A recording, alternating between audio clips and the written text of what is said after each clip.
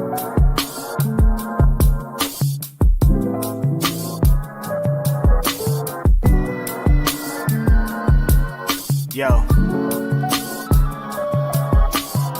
It's Grapsody with Will, Phil, and Reg, trying to keep it real instead of what you usually get from these talking heads. It's Grapsody, we're here to fill the void. 3 black fans, different perspective, got to fill your voice. Coming with the podcast, talking majors, indies in between. Yeah, it's all that, and we're down with Fightful, better fall back. Coming for respect, we connect like a ball bat. No need to double check, these are all facts. You're listening to us talk raps.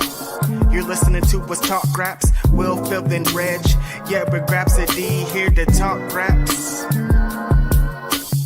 Yeah, we're Grapsody, here to talk raps.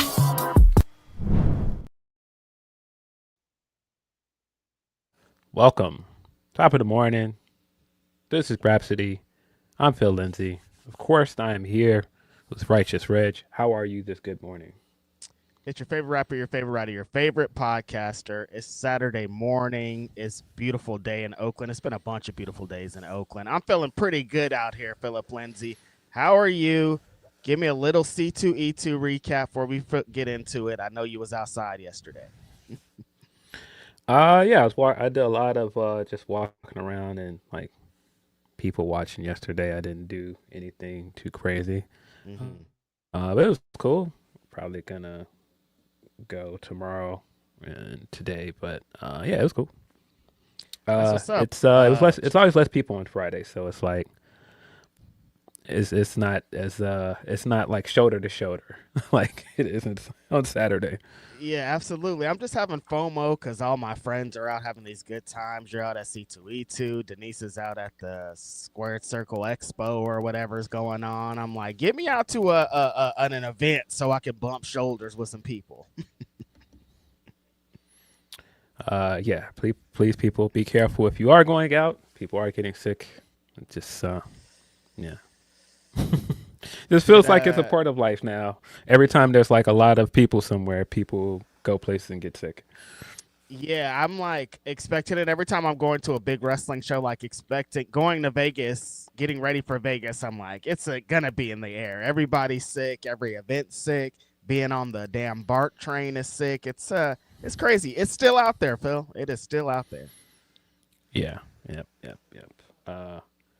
Yeah, we got a lot of discourse this week.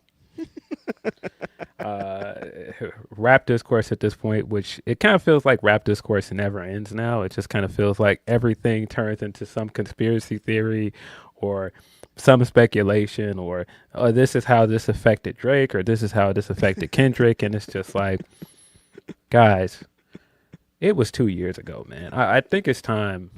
I think it's time to like let this be what it is. You know, sometimes people don't like each other, and that's what it is. It seems like these two guys did not like each other, and it's not that deep. Everybody keep trying to, like, the whole interview dropped with GQ, and people were trying to take their notes from that.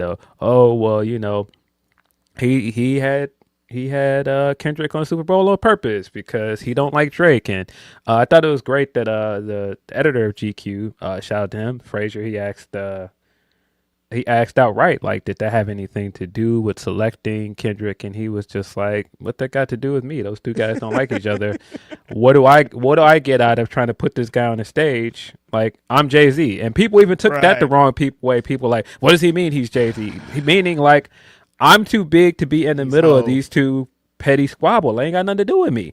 And so, yeah. But then when he asked him the question of what did he think about the battle itself, and he started with, well, you're probably not going to like my answer. I was like, yeah. And so I actually watched the entire interview before I came back to social media, and the clips were everywhere. And so when I was listening to it, I was like, oh, yeah, people are not going to like that. Yeah, I could already tell. And so when then I got to social media, and all there was Ho said we shouldn't battle no more. Like, didn't he say he would leave a condom on a baby seat? Like, who is he to say we shouldn't battle anymore? It's just like, yeah, this guy is 50 plus at this point. Maybe he doesn't think the same way he did in 2001. Maybe just a hunch. And people were misconstruing his words, Phil. All the battle rappers were like, "How dare he?" And I'm like, he was not talking He to is you guys. not talking to you.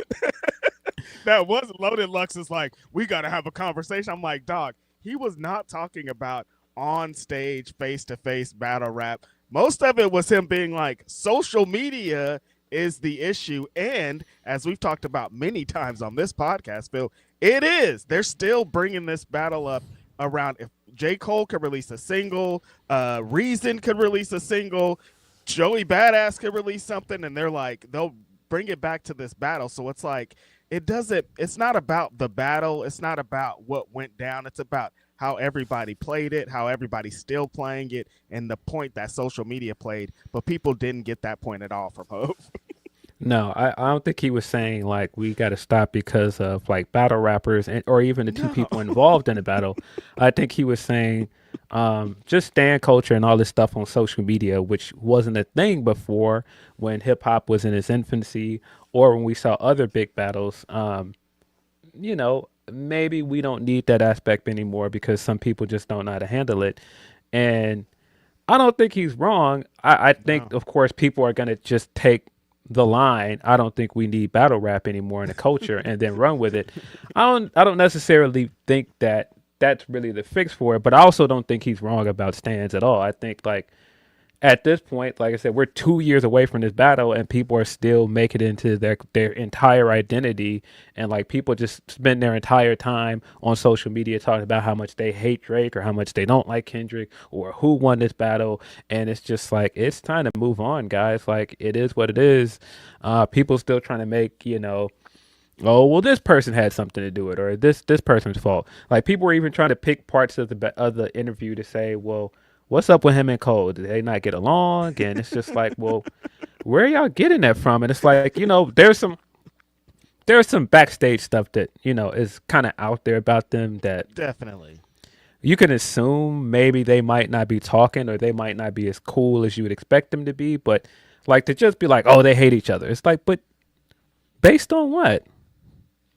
They want, just because of how J. Cole came out in the beginning and how he talked about Hov, they want this to be some great buddy relationship where they like go on vacation and they like slap hands and their kids hang out together. But like, it's not that. Like, even the way that he tells the story of how the whole thing went down, it's like Hov was it really like, I gotta get this guy, this is my next guy? Like he was like on his side and they were working together, but it wasn't like this full push. And they're still like, so now anytime he's not like praising J. Cole, or on the other side, the way that J. Cole was talking about like his deal and the way that all that went down with Rock Nation, it's like people are like, there's some underlying things. And it's like, I guess if you want to do that, but like, who cares at this point? Like why do we get to that point? The I'm Jay-Z thing, Phil, like after this Yankee Stadium thing and how we continuously see random music and clips and remember that Hov is Hov, why are people still doing this? Yeah, people trying to make it seem like, well, why you feel like you have to say that? Like you got to tell us you're relevant. That's not what he meant. And yeah, he is still relevant because GQ is interviewing him at this point in his career. And then that day and the entire week, everybody spent all that time talking about it. That just tells you how relevant he is. Like, there you go. It was so weird. You had people like, well, why is he coddling Drake? And then you had the other side like, well, why did he do this to Drake? Like, why did he put Kendrick on that stage to? It's just like, oh, okay, man. Like, it's just way too much at this point. Like, I'm ready to shut any conversation about this battle down. And then, boy, even worse, we got the piece de la resistance with the Cole interviews, because he dropped the first interview with Apple a week ago, and it was a pretty straightforward interview with Nadeska. It wasn't that many salacious things that came out of it. All right, I dropped the other interview with Cam. Now, I don't know if you watched the Cam interview. I thought this from the onset when Cam sued him. And I came away from the interview thinking even more so. Cam was on some bullshit. And like J. Cole was nice about it, but no, Cam was on bullshit. Like this whole like he thought he was gonna like because the story Cole tells is like he did two things for him. He recorded two verses for him, and he tried to pay him. He was like, "Hey, let me get your lawyer so I could pay you." Now. And he was like, no, don't worry about it. Basically, like Cam wasn't expecting to get paid. Cam was seeing it as a swap, which if you've heard any like backstage or interview stuff about rappers, that was a pretty common thing. Like, yeah, I'll come in and do a verse for you. And in return, just shoot me a verse or, a feature on something. And so I think he was looking at it like, oh, well, just, I'm doing a media thing. So, just give me an interview. And so Cole kept pushing this interview off. And he kept going, I got you. I'm in album mode. I'm doing this. I'm doing that. But it wasn't like he didn't want to do it. He just kept pushing it off. And this is at least from Cole's point of view. Right. And so the way to get his attention then from Cam was like, oh, well, I didn't sign this paperwork. And, you've already used my music and you got my verse. So I'll just sue you to get your attention. I'm just like, you couldn't just like call the guy. I know you had gotten to the point where you had been calling, but if y'all were cool as why you do that? And then it's like, well, I didn't really have any real belief that it was going to actually go to court. I just wanted to get this dude's attention. Like with a lawsuit? Oh, and before that too, when J. Cole tried to get the paperwork done, Cam was like, nah, it's chill. And then they put the music out, and then Cam comes back and he says he wants $300,000 for the verse he already put out. And they're like, $300,000? That's kind of I didn't like. He was like, I was trying to pay him, but I didn't think it was going to be that much, which is a lot, especially for their relationship and how they were building whatever was going on here. So Cam started playing some games is what happened. And it's funny as Cole is explaining it, like Cam's like, yeah, I know. And it's like, I don't know why you went so far right so quickly when it just seemed like they were on some music rapper shit and it was going to get resolved, Yeah. And so, I came away from that like, Cole is a lot nicer than I am because at that point, I wouldn't have been that interested in doing an interview. And I definitely wouldn't have been sitting there like being buddy, being as chill and being like, no, it's all good. I feel you. No, I don't feel you. This was dumb. Like, why are you wasting my time with stupid stuff? Like, but that was your first hint as to the kind of guy that Cole is. The way he handled that whole conversation to even start the interview. I was like, oh no. J. Cole is a different guy. Like, he don't want no confrontation. He is adverse to confrontation at this point. He don't like mess. And so a lot of other things he said in that interview, I was just like, I see exactly what this is. This guy just want to put his music out. He want to live his life. He don't care about none of this. So like a lot of this stuff people were upset with him about, like the Diddy thing he said, which the Diddy thing sound wild in a vacuum. But I think in the entirety of the interview, I was like, oh yeah, I see exactly what this is. I don't want to be in mess, guys. That's basically what he was telling you. I don't want to be in the middle of any mess. And people were making it, oh, why is he defending Diddy? I don't think that's what he was saying. I don't think he was defending him. I think he was just like, I don't want to be a part of this news cycle. I don't want my name in this. And that's essentially what he's been saying with the beef. Like he's told the same story on almost all three interviews where he's like, I felt like I had to say something because it became a fear thing. People were gassing me and being like, hey, what are you going to do? You got to say something. And, I did something out of character. And then, I regretted it. And so I just took it back. And at the time I was like, no, this whole apology thing is whack. But the more and more he talks about it, I'm just like, if you weren't comfortable with it, then don't do it. Yeah, totally. Like, it seems like things were moving really fast when he tells the story of hearing Like That. And he's like, my first thought was this song is hard. Like the beat's hard. It's exactly how we kind of felt. Like we heard Like That. And I was like, this sample's crazy. And then Kendrick comes on and he's going nuts.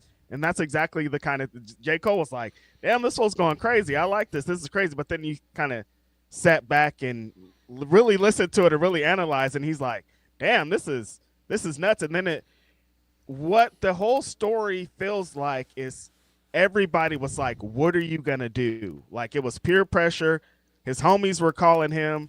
his probably management was saying something. Everybody's like, you got to say something because you're essentially in the middle of this with what's going on. And that led him to doing the 7-minute drill stuff and getting into that part and feeling like he had to address it, Phil. And that's kind of where my question for this whole cycle and the Jay-Z thing, because the interviewers were like hitting him with a bunch of stuff and like he's addressing everything and maybe addressing too much.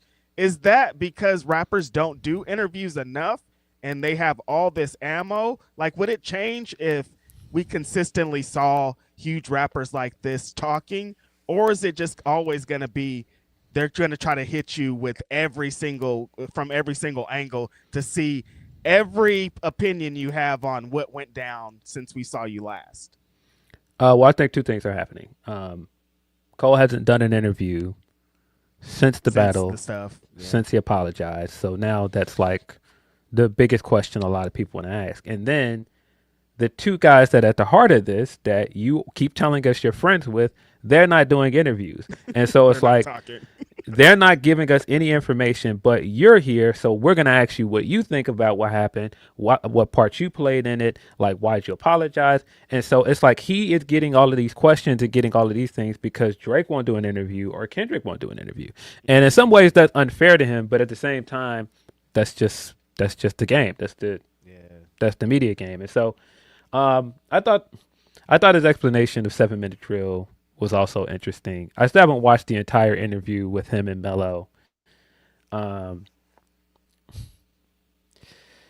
Yeah. Shout out to Cass. Yeah, and Cass. Yeah.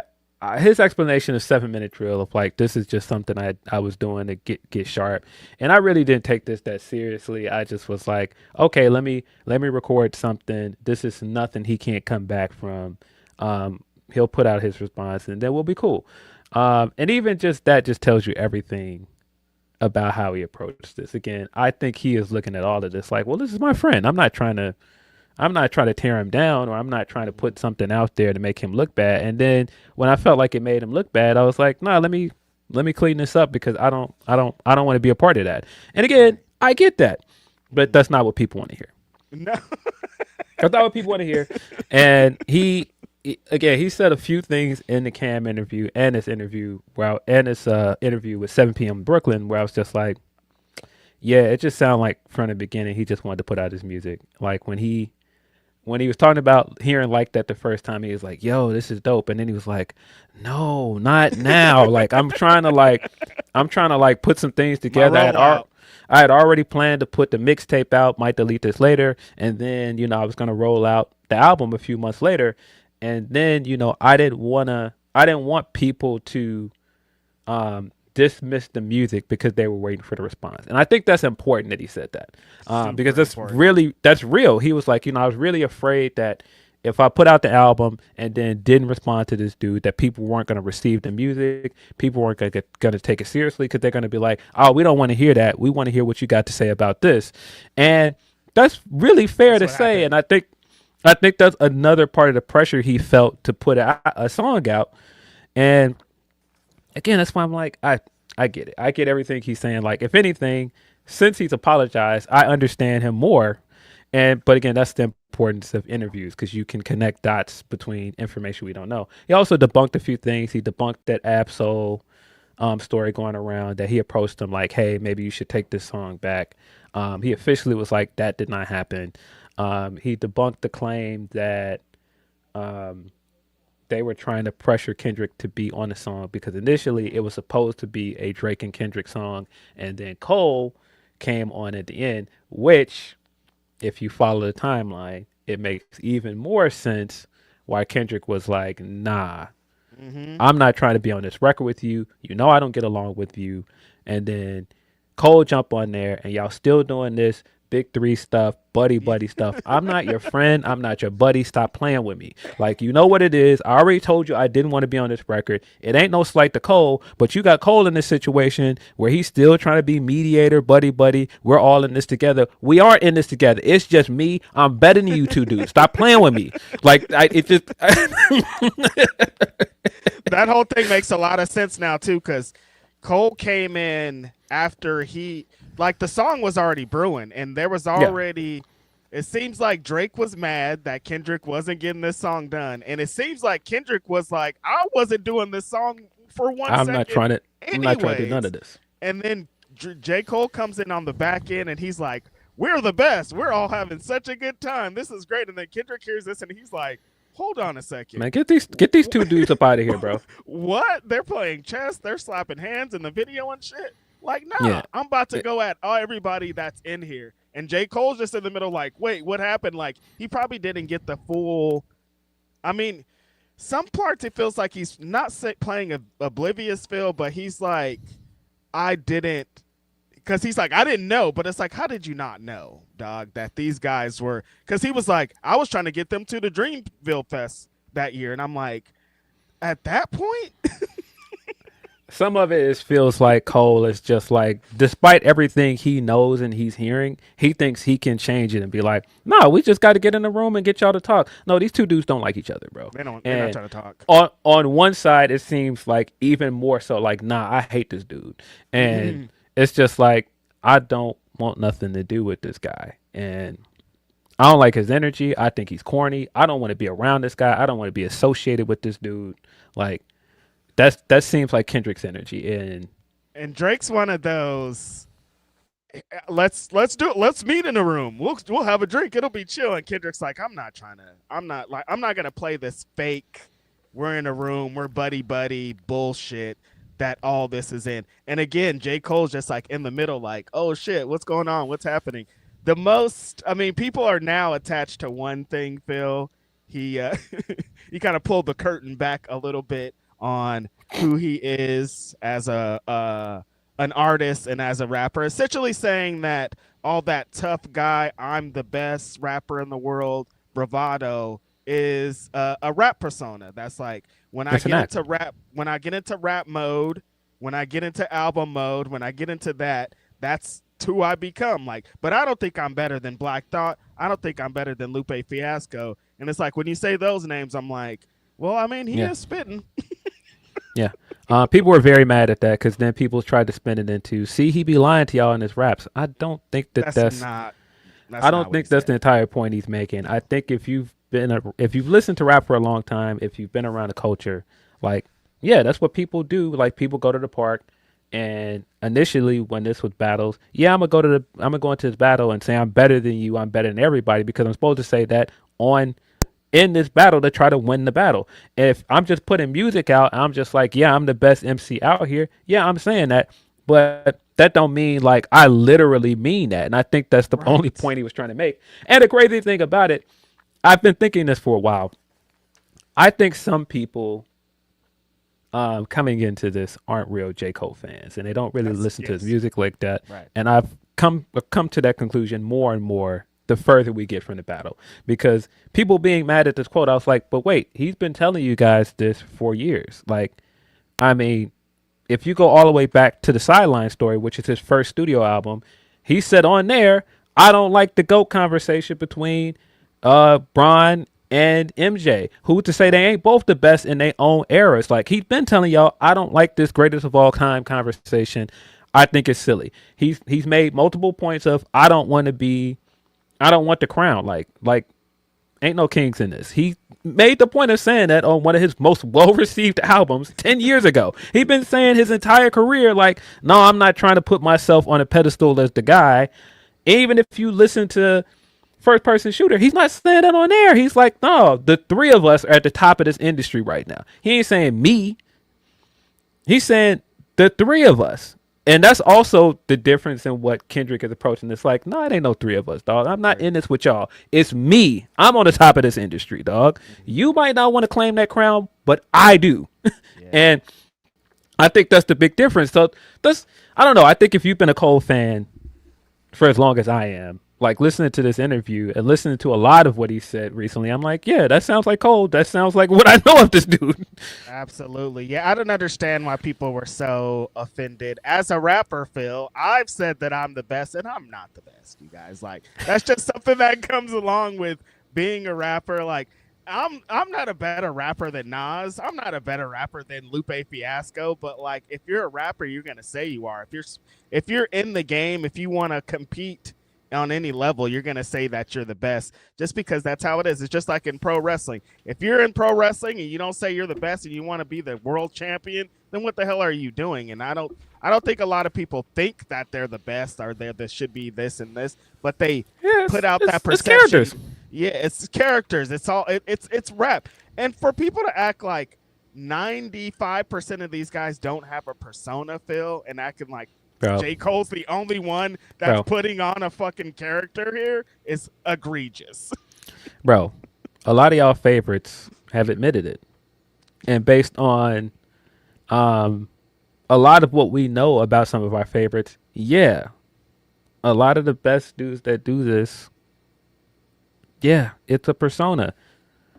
Look at Pac's entire career. Look at his entire life before he became Thug Life and joined Death Row. That ain't who that dude was. Like, if you know his background, that's not how he came up at all. Mm-hmm. Like, no. Like, and we know that for a fact. That's been well documented. It was documented at one point when Mobb Deep came along and they started doing like the mobster characters. That's what pushed like Wu-Tang to start doing like mobster-esque characters. That's what pushed Nas to do like the Escobar character and all this other stuff. People have been doing this for decades. I was so confused as to why people are like, oh, so he's saying what we're talking about personas now. That's been a thing. Bro, that's why I made the point when I was tweeting about it. Bro, one of my favorite rappers of all time, that was his whole thing. Hey, these guys are playing characters. This is not real.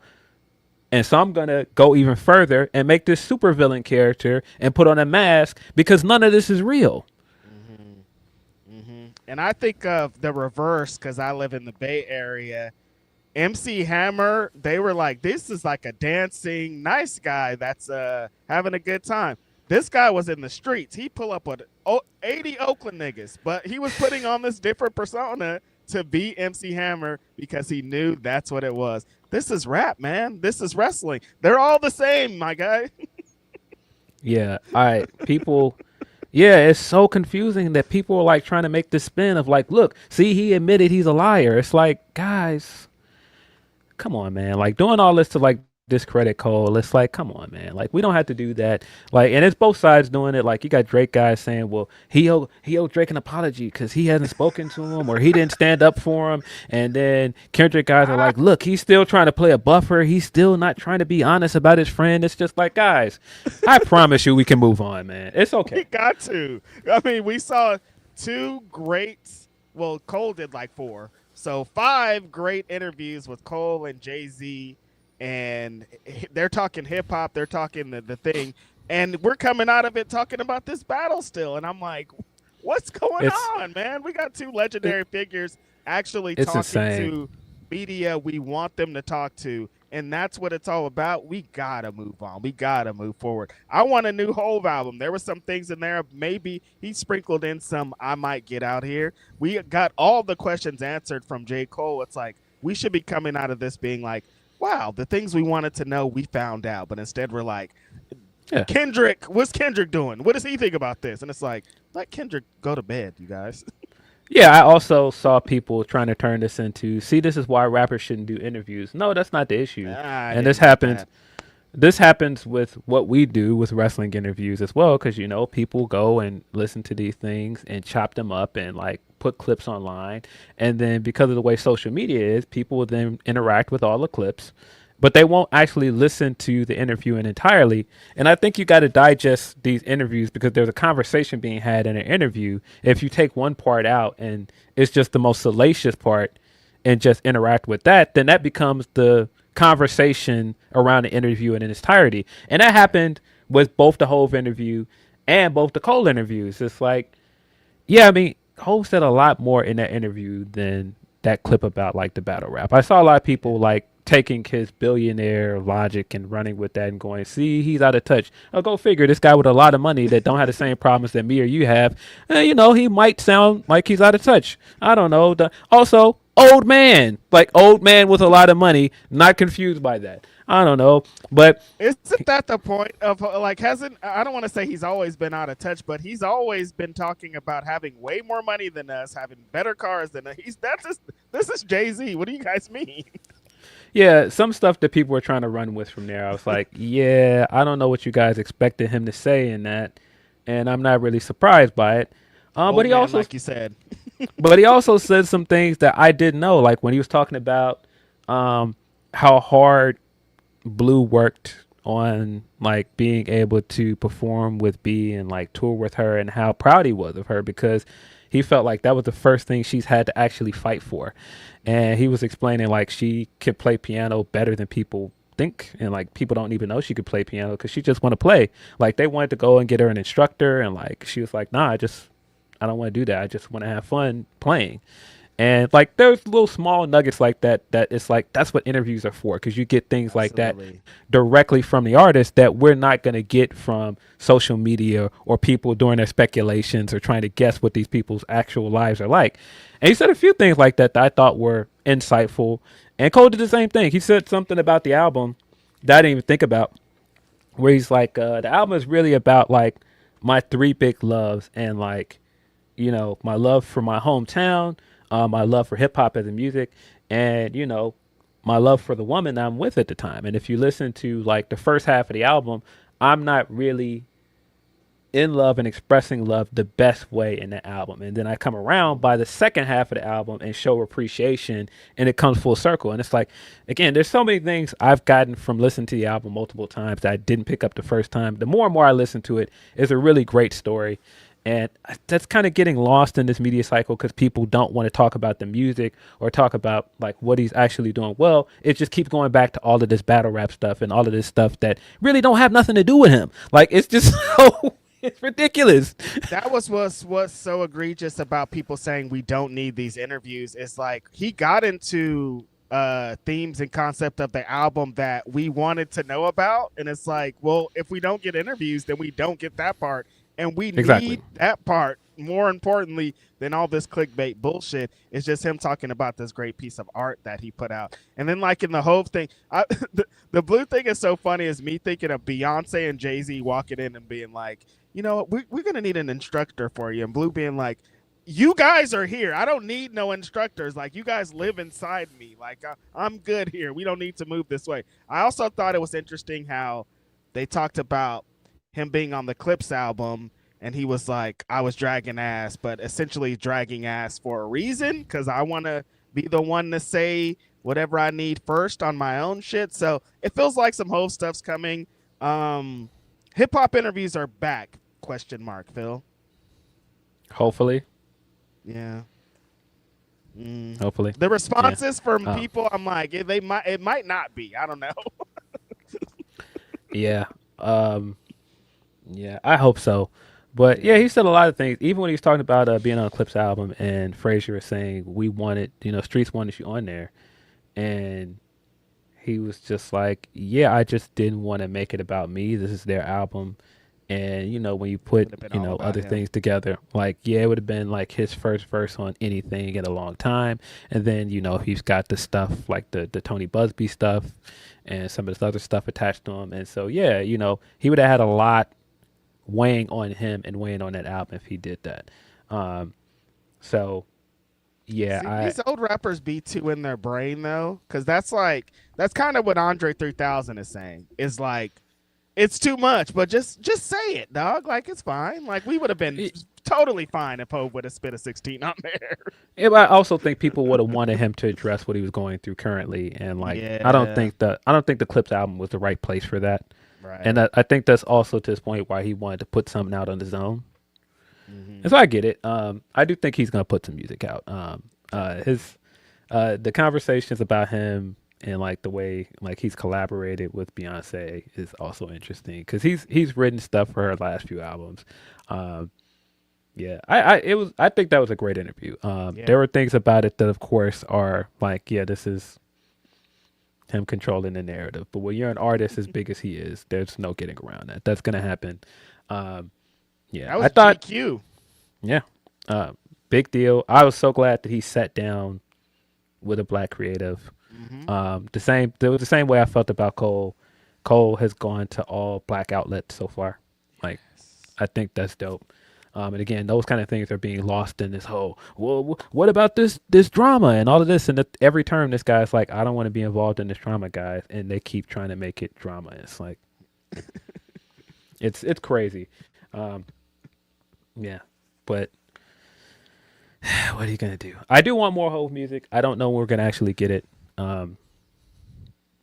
He when he was talking about, I've recorded some stuff, but it's bad. I don't want to put it out.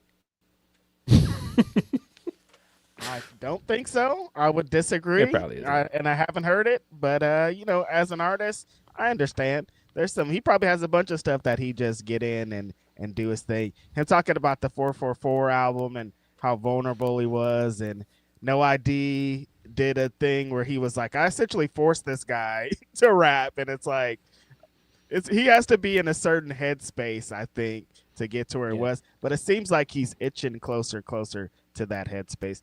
See, it's Hove, man. Like, I'm so sad you didn't get tickets to that Yankee show. Like, this is expensive. I hate how they talk about this guy, because like, he's still that guy. Like, arguably the greatest to ever do it. Like, you know what I mean? So it's just been so funny. It was a lot of egregious, who is this guy to say this, and like, who made him the spokesman for hip hop? No, he's an elder statesman in this game. He can absolutely have an opinion on these things. It's crazy. Who made Jay-Z a spokesperson for hip hop? It was killing me all week. I'm like, Jay-Z? Yeah. What do you mean? We're talking about one of the biggest rappers ever. I think he has some authority here to say things. I don't know. You don't have to agree with him, but no, I think he has authority to say things. And people trying to turn it into, why y'all act like he is even, all right, we're not, no, we're not going to argument in the world. Rewrite history. He was never the number one rapper. Here was the number one rapper every year. Shut up. Yeah, I hate it. A lot of egregious takes. People trying to act like he rode Kanye's coattails towards the end of his career, which is like, come on, you guys. What? Every time they get to whatever year Nelly was, and they were like, this is Nelly's year. I'm like, I like Nelly a lot, you guys, but like, let's relax, please. I mean, there's lines for all these things. Only dudes moving units is M, Pimp, Juice, and us. Like, come on. But yeah, a lot of egregious takes out there. They're like, essentially Kanye resurrected his career, and it's like, that is not what happened. Yeah, I don't listen to those people. But yeah, get your super chats in. That is the best way to get your chats read on this podcast. We'll actually get into some wrestling talk. There was some wrestling that happened this week. Who was there? Who's on it? Who did it? What's going on here? People were mad at SmackDown, and I'm like, why is everybody so upset about Is there going to be a time, Phil, where just something happens and we're all just like, that was great, universally? No. Absolutely not. Yeah, it seems like, again, there was too much Jelly Roll on SmackDown for 2 weeks in a row. What's going on, dog? I didn't watch SmackDown. I saw some of the clips and I was like, this is a lot of Jelly Roll. And it doesn't seem like WWE has learned their lesson. Because last year you had this big main event match, John Cena, Cody Rhodes, and in every turn you've got Travis Scott in the middle of it. And it's like, well, what has Travis got to do with this? We kind of just want Cena versus Cody, and they're doing the same thing here, where it's like, yeah, you got this match that everybody wanted when Cody came back to WWE. We're finally getting it, and you got Jelly Roll in the middle. It's like, maybe just leave Jelly Roll over here in his corner of SmackDown. You don't have to make him a part of this main event feud either. Jelly Roll's the mediator at every turn. Jelly Roll's like, hold on. Let me talk to you guys real quick. It's like, wait, what's Jelly Roll doing here? When I saw him hit the big choke slam and get the 1, 2, 3 on Kit Wilson, I was like, they're doing something over here. I don't know what they're doing, but it's something. Yeah, I didn't see that, but apparently Kit made him look good. Of course. I didn't see that, but yeah, I knew after last week when he was trying to be the voice of reason with Randy that Randy was going to RKO him. And so when it happened this week, I was like, yeah, pretty much figured. I I don't know what's going on over there, you guys. When I saw the graphic before the show, I'm like, they got a huge star in Jelly Roll. Like, he's known across the world, and it's like, it's just a regular match on SmackDown. Like, they need to put some fanfare behind this, and I think it maybe did what it needed to do, but it wasn't enough for who was about to have a match on your Friday night show. Nah, they keep coming with, I don't think you're ready for this jelly. I don't think you're ready. No, I think we're good on it. We're good. I think we're good. We're ready, and you can keep the jelly. Yeah, I think we're good, bro. Like, yeah, and I also think like the part of the reason I knew he was gonna get RKO last week is because Randy's not getting booed, and so I think they think this is gonna get heat on Randy because you're making it like, Jelly's just a nice guy, and he's just trying to like play mediator, and like he's like, hey man, look, we can get through this. You don't have to be this version of yourself, Oh, I went through this too. No, there's not enough history between this character and the celebrity who's not a regular on this show for us to care. What's a lot of people are going to cheer Randy RKOing him because, for one, people like seeing people get RKO'd, as we've seen multiple times over the last decade. I mean, you just brought Joe Hendry in at WrestleMania, and Joe Hendry's supposed to be the babyface. Randy tricked him and RKO'd him, and the whole crowd cheered. Like, this is who Randy has been for like the better half of a decade. And you think, oh, Jelly Roll's gonna come in here because you guys like Jelly Roll. He'll get RKO'd, and this is gonna be the thing that gets them to boo Randy. No, it's not. Every time they keep trying, every turn, they're like, this will get them to boo Randy. They're never gonna boo Randy at this point. Jelly Roll's not gonna be the reason. Matt Cardona's not gonna be the reason. Like, line them all up, dog. They love Randy Orton, and the RKO's fuel this guy. They had a whole section of WWE Terrible Time where they were doing guest hosts every week. They just wanted to bring guys in to RKO for Randy Orton to RKO, like Wayne Brady and Drew Carey and all these random people. This was laid out for him, and it's still laid out for him again. Bro, at his height as a heel, this guy was RKOing women, and like people are like, yeah, get her. It's like, and y'all think that Jelly Roll is going to be like, oh no, how could they do this to him? No. That's not going to work. What you were talking about with Travis Scott, like, why do they want to muddy up the footage again? When we're looking back in 10 years, we're going to be like, who's that guy that was why is this guy standing next to Bloody Cody with the stairs? And why is this guy in this middle of these promos? Like, why are you doing this to your program? But again, Big Star Phil, maybe I don't get it. The demographic, it's not geared towards us at all, like 0%. No. Yeah, I just don't think that they've learned this lesson. I think they think virality is more important than any of that. They're like, well, it's Jelly Roll. He's a celebrity. So, these are big moments for us as a wrestling company. And now you put him in there, and this is going to help it go viral. And I don't think that's working. Also, to my point about, like, they don't seem to understand their audience. You had him beat up Cardona last week, which was still funny. And, like, Cardona as Zack Ryder, one of his most infamous feuds was him getting humiliated. And really, when you go back and look at it, Cena was a jerk in that whole thing, but people were cheering Cena. They were. So why would you think, oh, he's going to beat up Cardona, this will get sympathy? No, that's not going to work. It's not going to work. When Kane willed him off in the wheelchair off of the thing, people like that. Like, every time something happens to him, people like it. It has the adverse effect of what they think is going to go on. But it's just been the WrestleMania build, Phil, has been interesting to say the least. I mean, on this show, Carmelo Hayes, he's been having a great run as the U.S. champion, open challenge every week. Love the concept. The thing is, the U.S. Open Challenge works like the TNT Championship. Is like, if you have that many defenses against that many heavy hitters, eventually you're going to lose the championship. And I think that's what happens here. But people have been upset because Melo lost the belt last night to Sami Zayn. Trick played a role in it. It was a really weird finish, honestly, to say the least. And they announced the match of Sami Zayn as the U.S. champion versus Trick Williams at WrestleMania. No Melo, though, Phil. No Melo. Yeah, I don't like how they did Melo here.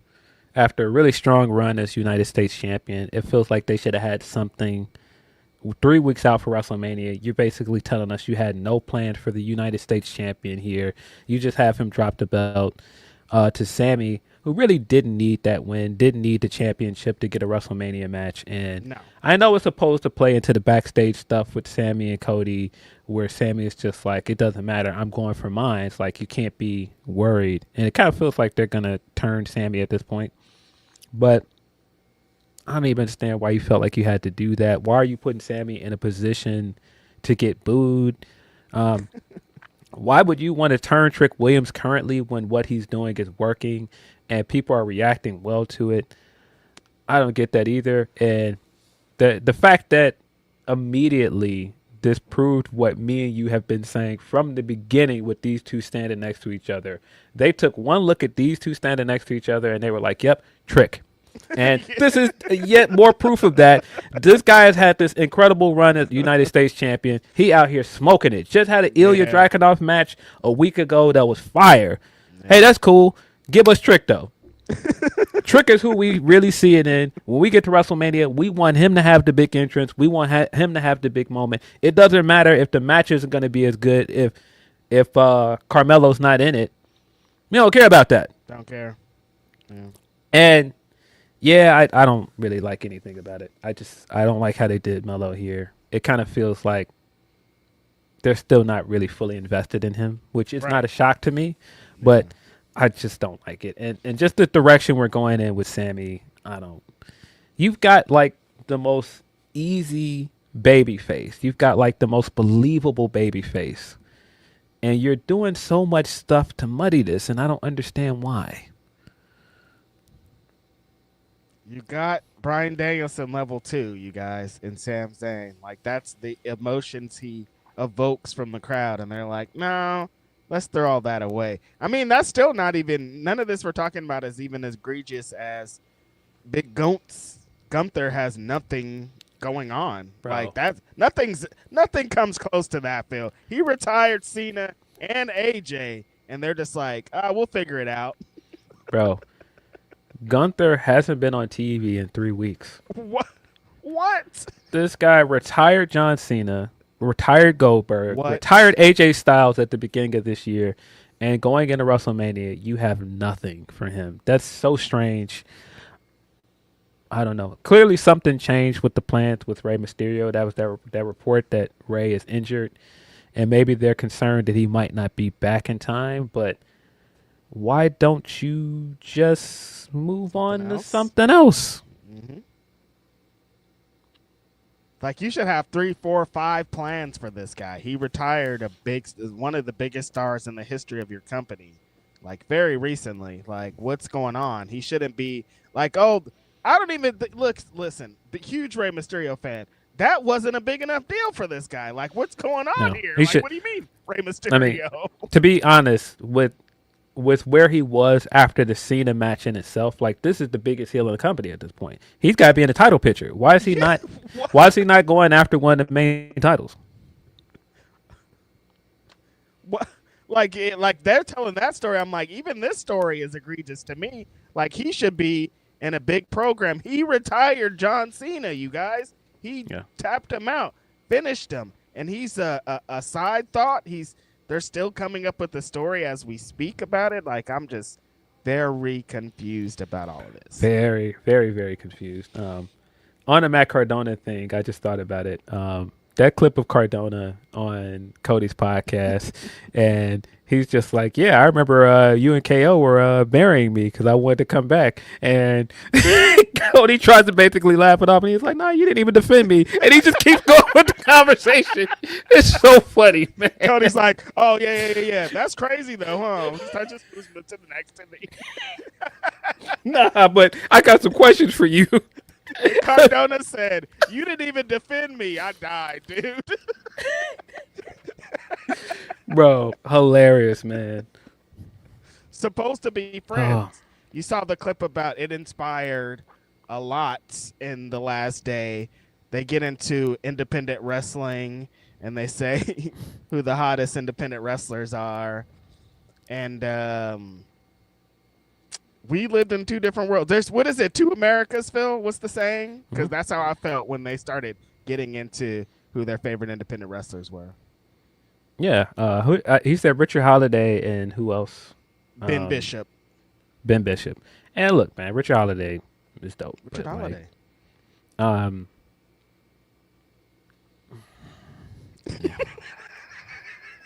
Definitely two Americas. Two Americas, that's all I'm saying. Yeah. Man, I mean, look, that's Cardona's opinion. And Cardona, of course, like the way that he moved as an independent wrestler, like of course he would think these guys are the guys, and I'm not mad at him at all. Indie nerd.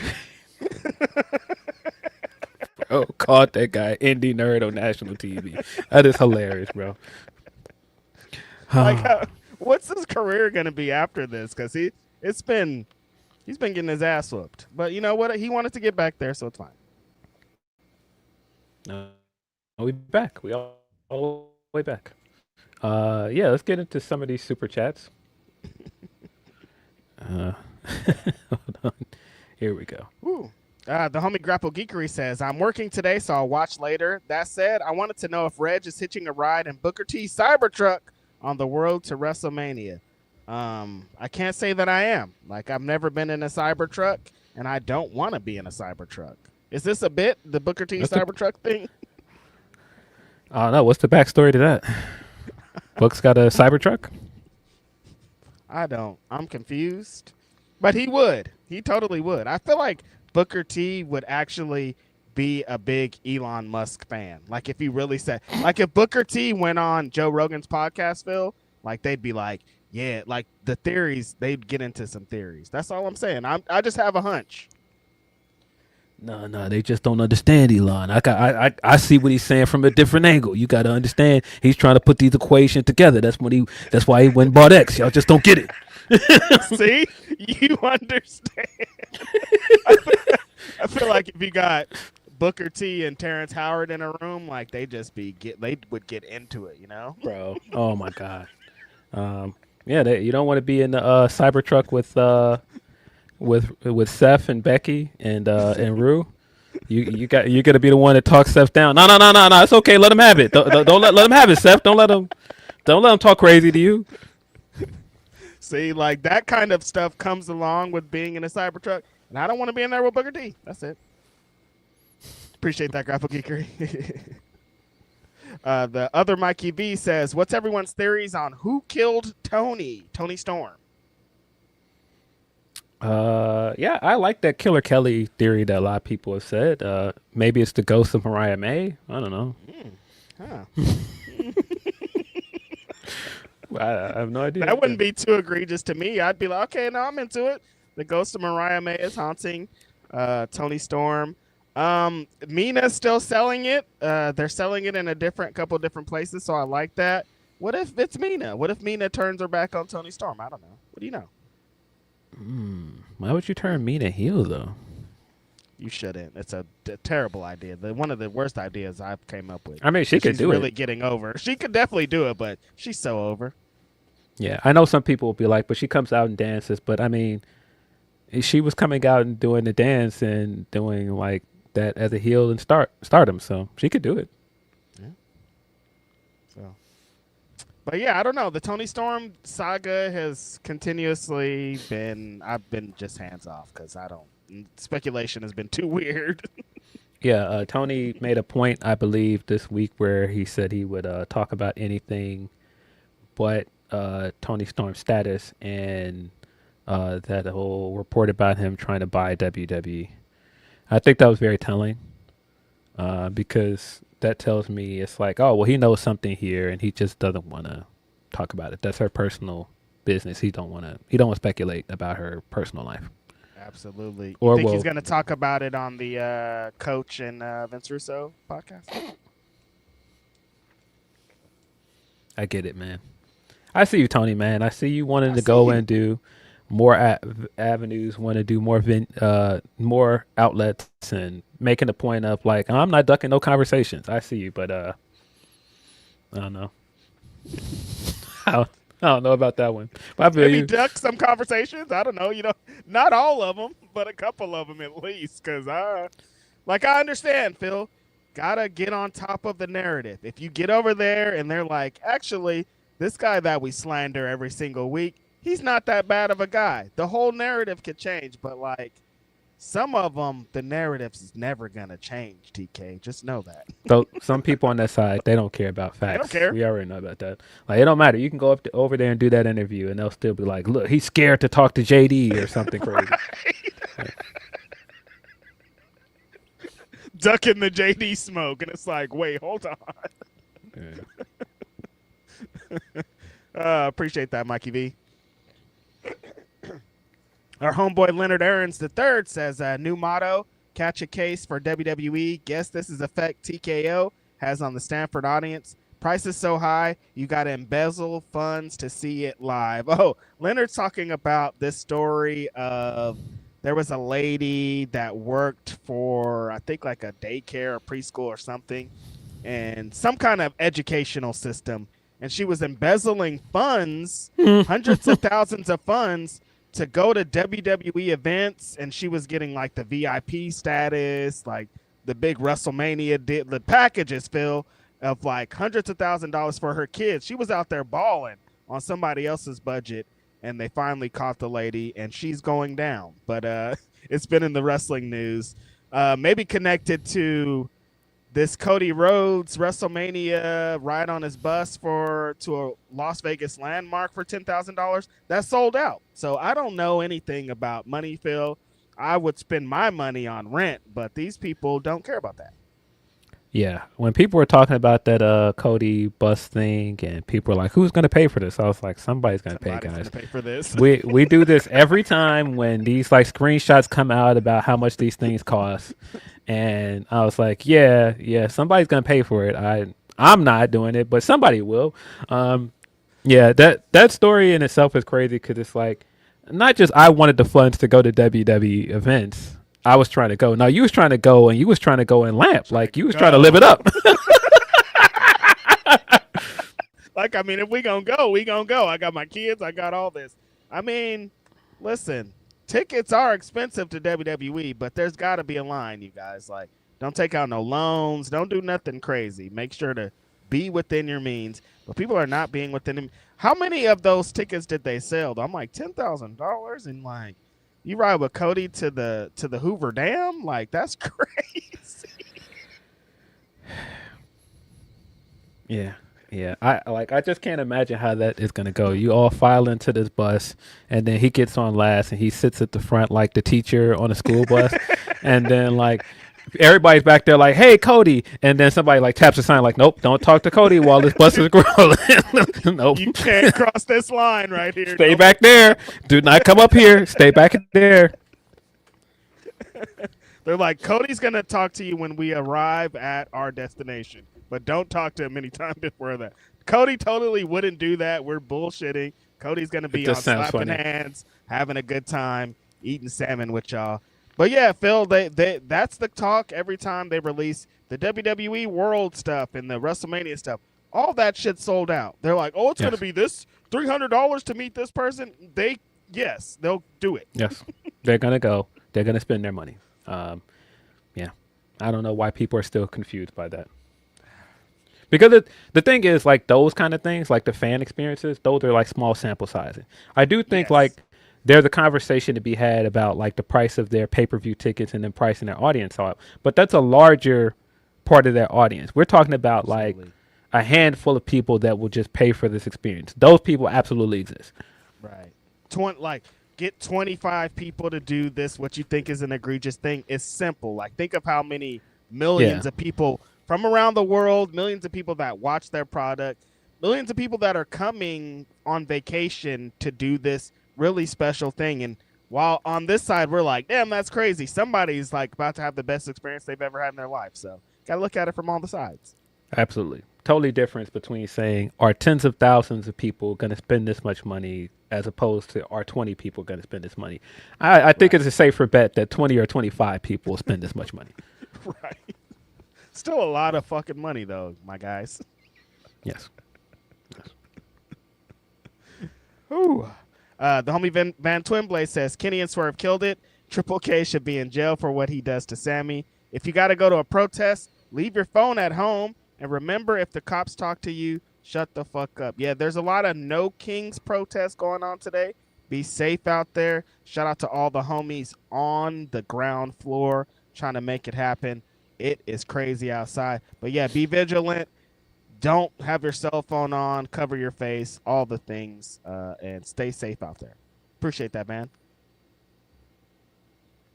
Leonard also says Triple K gave y'all Oba against Brock and was like, well, can't have a black man going in as champ. Here you go, Sammy. Creative Mr. Magoo finding time for Jelly Roll and main event for Royce. Bruh. Listen, main event is cool now, Phil. Like, somebody, I saw a tweet that was like, main event starting to be like Velocity was back in the day. What? Got some heater matches on there, and I'm like, you know what? Sure.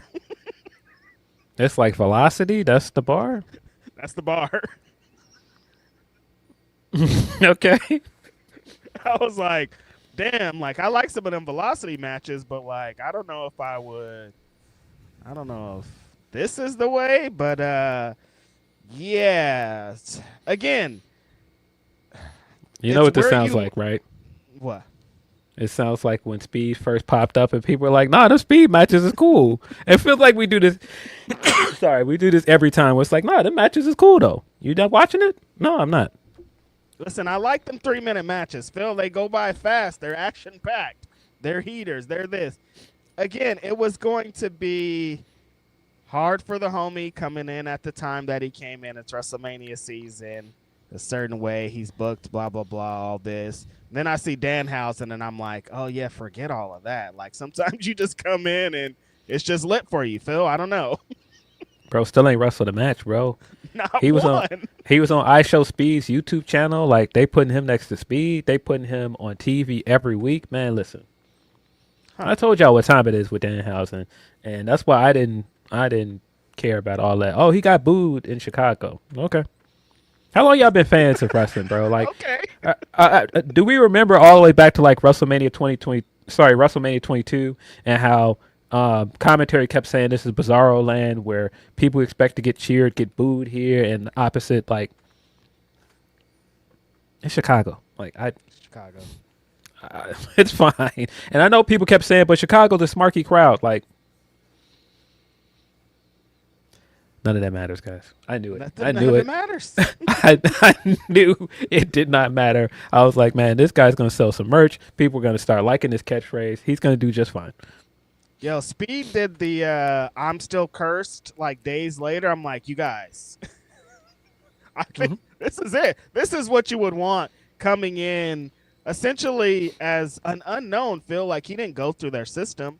And you come in and you're getting the Speed thing, he's going to get a spot on WrestleMania doing something. He's on all the television shows. Like, this is what you want, dog. Absolutely. What do you mean I'm cursed? Listen, man. He's going to be – I kept telling you guys, Danhausen's going to be fine. And again, like Phil said, bro hasn't slammed nobody. He ain't been slammed. He ain't even thought about getting into that ring. I ain't took a single bump. Not one. Listen, be mad at who you want, but Danhausen's doing it. Hey, man.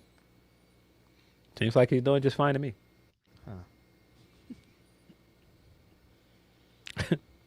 Big D.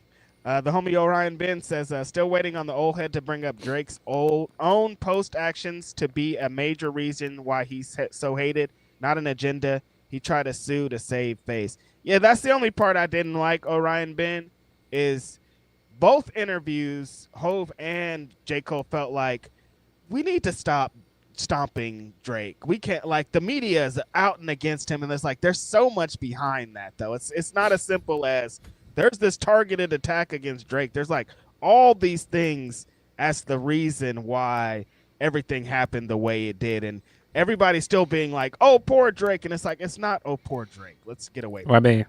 I mean, first and foremost, he asked for this. He was the main one, like, hey, man, drop a verse. Exactly. That he came out and did push-ups. Drop. Like, he been saying, like, drop some verses. Hey, you got what you asked for. So that's first of all. And we can't just act like, even though Kendrick don't like this guy, we can't just act like there aren't reasons why you don't like him. Like, right. There are stories here. There are reasons why this is the energy he's had for Drake. Like, we got to come on. Like, now, you know, what this turned into and everybody, like, publicly stomping this guy out and make him the butt of the jokes. Like, I can see if you're his friend, you don't like that. But, again, some of this is his fault. There's a reason people were coming out the bushes to be like, yeah, let me get some. There's a reason. It wasn't for nothing. Yeah. Everybody had a story. It be like that sometimes. The homie Aaron Busby DeBuzz says, oh, my God. Did you go to La Russell's rally, Reg? Heard it was heaven sent. I think his career is cooked. Nobody will take him serious. Yeah, in the La Russell saga, if you guys haven't heard, he put that song out. Then he went on a bunch of interviews and podcasts. Shout out to DJ Head and Gina, who do incredible work, and just didn't take accountability one time, Phil. Every time he did an interview, he said that it's us, we're wrong. You never sold a record, so you can't tell him what to do. You don't know what he does outside of this, so you can't talk about what he said.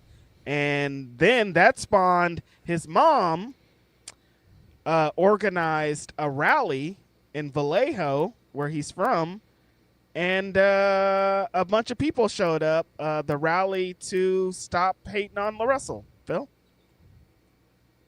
This is real. This is very real. I didn't know that was a thing. Super real.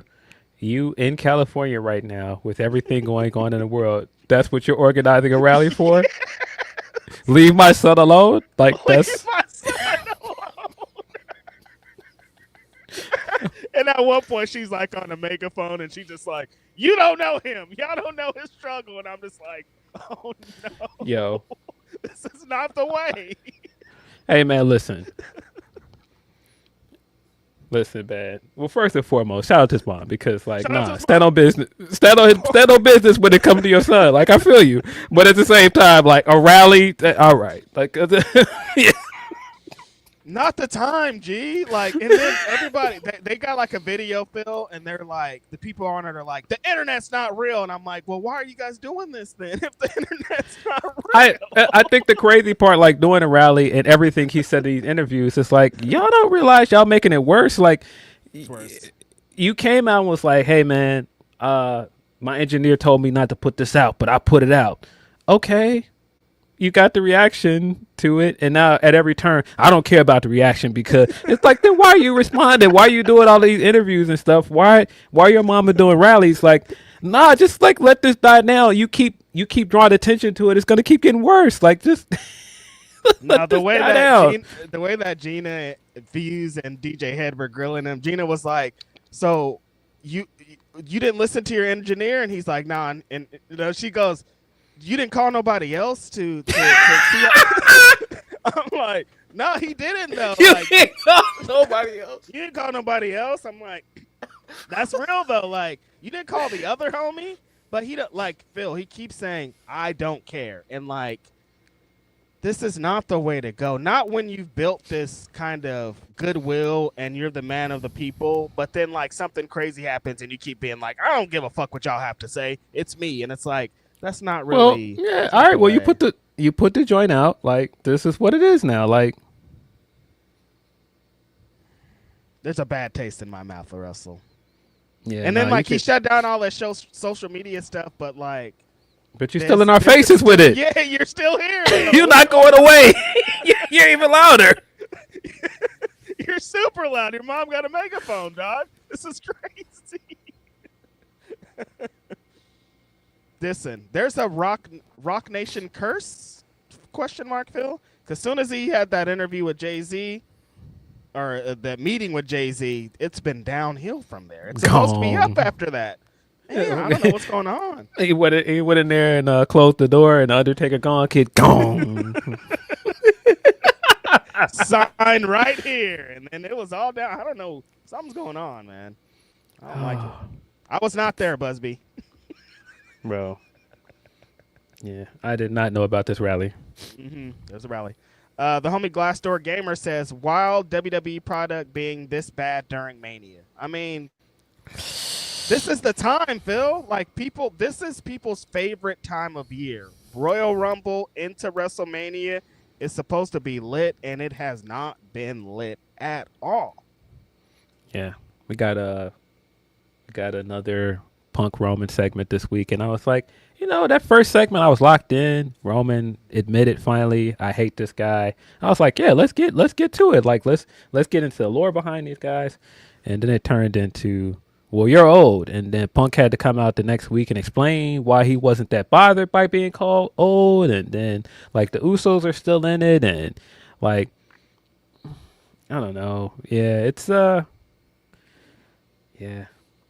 What happened here, Phil? It feels like we started out with heat, real genuine heat. We know what these guys' background are. We know how they've talked and gotten down. But, like, every week it's just regressed into you're not here and you're old. And it's like Roman went on the Jimmy Fallon show and fake laughed with Jimmy Fallon about Punk being old and asleep. I was like, what is this? Bro, that Jimmy Fallon clip, and Roman is basically doing his usual talk straight to the camera promo thing that he does in his matches sometimes, and Fallon is in the background laughing like it's the funniest thing he's ever heard in his entire life. Brother. I'm like, dog, ain't nothing he said was that funny, Jimmy. Like, let's simmer down. That one photo where Roman's mouth is so wide open from the laughter, and Jimmy Fallon, I'm like, there's nothing that you said that this funny, dog. I don't know what y'all was doing up here. Yeah. It kind of reminds me of is that the third Austin Powers, where every time it goes back to that one old man laughing and pointing at the screen. It's like, hey, I don't think it was that funny, my guy. It's not that funny. Because the bit he just said, Roman's like, because I'm more famous than you. And then it's like, you would have thought that Dave Chappelle was up doing a monologue how hard these guys were laughing. I'm like, that bro, they're like, really that funny. He's like putting his arm around Fallon, they're laughing, they're like, we got him. You heard what I said, he's old. We got him. I'm like, why is Jimmy Fallon your sidekick right now? Yeah, bro. It felt like the teeth were whiter than usual, and like his mouth was wide open with like the teeth. And I was like, dude, like, he's like, yeah. I'm like, what's going on here? Bro, that Fallon clip was wild, and the way people were hyping it up, like, man, he cooked Punk. I was like, this is like, I guess that one explanation. Phil, he's like, no, it's because Punk wouldn't be able to be on Fallon. That's why Roman's he don't even understand the science. I'm like, what, dog? What do you mean? Yeah, people saying like, look, he's right. He is the biggest star in the company. That's why he's here. And I was just like, I feel like he goes to Fallon every year, guys. It's yearly. Yeah, it's a run. Yeah. He's been on here like 8 times at this point. And like, it's a big look. Yes, I feel you. But like, let's not act like this is crazy. I think Liv Morgan's had been on here too. Like, is she a bigger star than Punk? The funny thing I think about this is the insinuation from the very beginning that Roman did like from the podcast continues to be proven more and more true, because they didn't send any of the champions to Jimmy Fallon. They sent him, and it's to the point where it doesn't matter what this guy does year round. It doesn't matter what anybody else does. The company's still going to push him to the forefront. That hasn't changed. Has not changed. Exactly the same. That hasn't changed. And same thing he was saying about The Rock back then before he left, and Roman's doing the exact same thing. Yeah, and people are like, look, he's the biggest star, though. It's like, yeah, he is a big, massive star, but I guess these are the metrics we're using in a feud that's supposedly about how much this guy hates him. We're right back to, I'm a bigger star than you. I'm a main eventer. and all the rest of this stuff. But I don't know. This guy's told you at every turn you can't do anything by yourself, but then that same week you're like, I'm on Fallon making you look goofy. Like, no, you can't win a fight by yourself, buddy.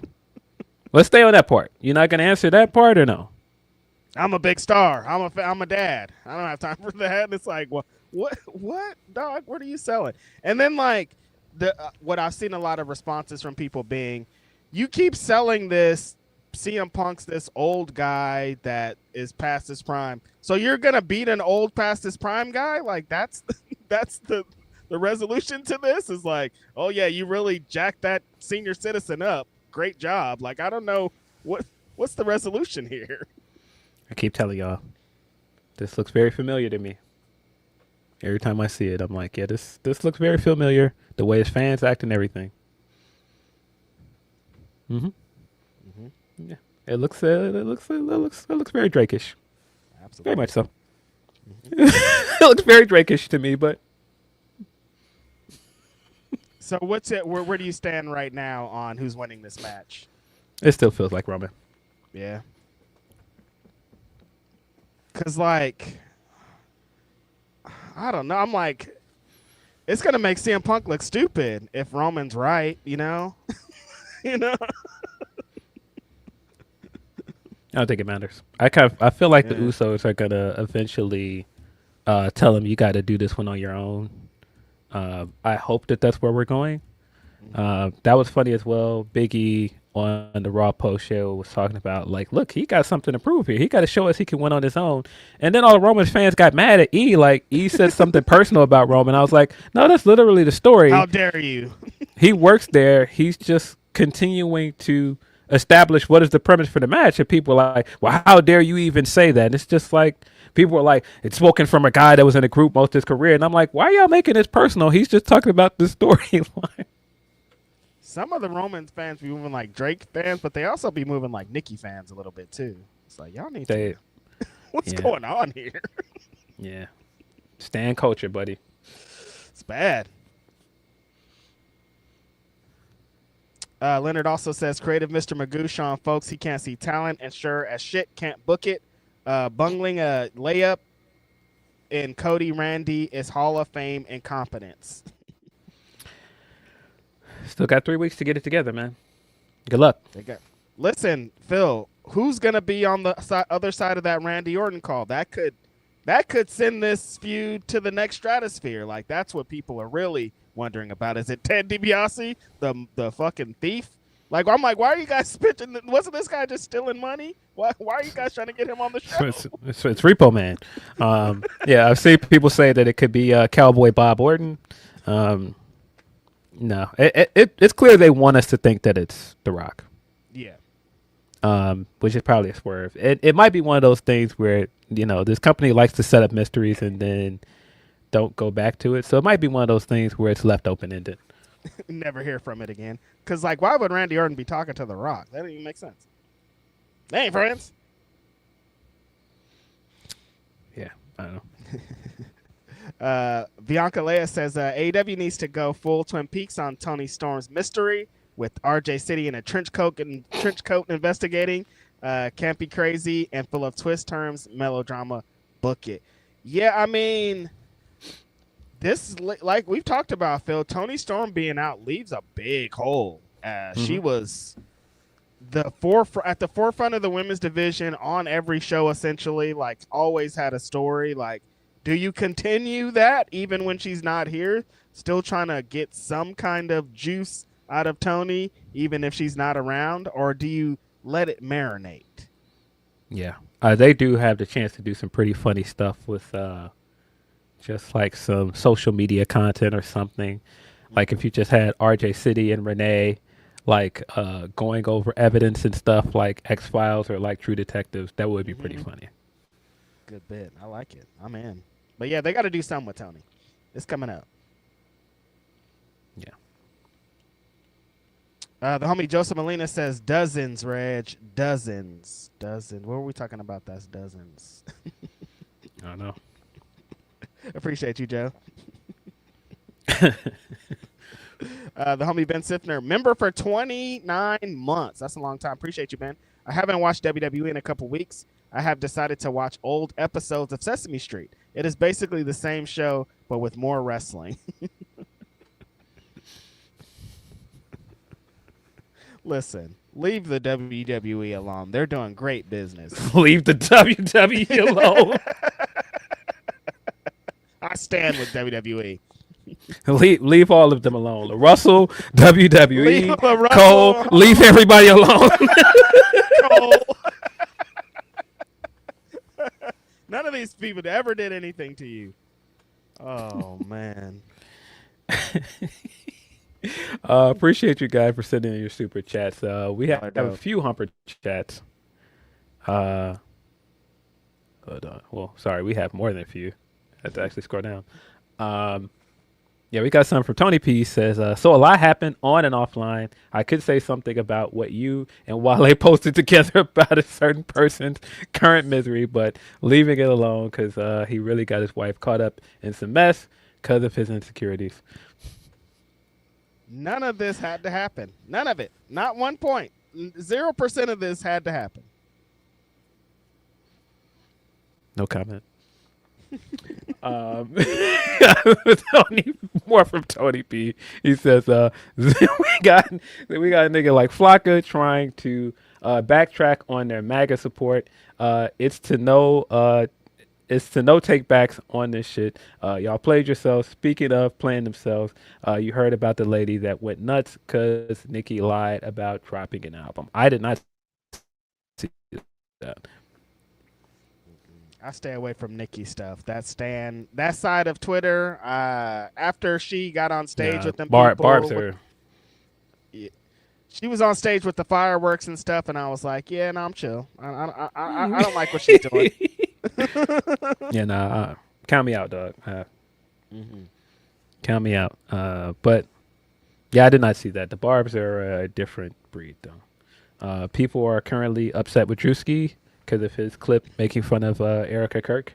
I still haven't seen the actual skit in its entirety, but I've seen small bits of it, and people being upset with it. It's pretty on brand.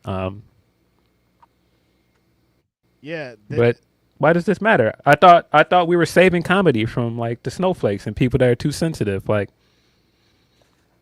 that's all I'm saying. Is comedy back? Yes or no? Last time I checked, it was on mark to hit 200 million views just on Twitter. That is a lot of views for a skit. A lot of people are watching and liking this video. That side is mad. He doesn't say the homegirl's name, and they're like, how could you do this? How could you evoke these things? They've came out the woodwork with some very racist comedy, very racist work on the other side. I've seen some comedians being like, well, he opened up the floodgate. If he could do that, then we could. I'm like, this doesn't mean that you should do what you think you should do because you've been doing it. They're like, oh, now blackface could be back. And it's like, I don't know how you went from that to that. But of course you went from that to that. Let's calm down, everybody. Let's calm down. Yes, please. Yeah, people. Yeah, people are gross. They definitely want an excuse to do blackface again. They definitely want an excuse to make fun of things like George Floyd and the victims of police brutality, and they're just looking for excuses. That's all. Yeah, because how did you go from him doing a bit on apparently Erica Kirk to now we could do blackface and George Floyd? I'm like, he wasn't Charlie Kirk in the thing, so how did you get to, I don't know. They want so badly to say that whiteface is a thing, and it's not. It's not. It's just not. It's not. You can't just do this is reverse racism. No, you can't. It's not.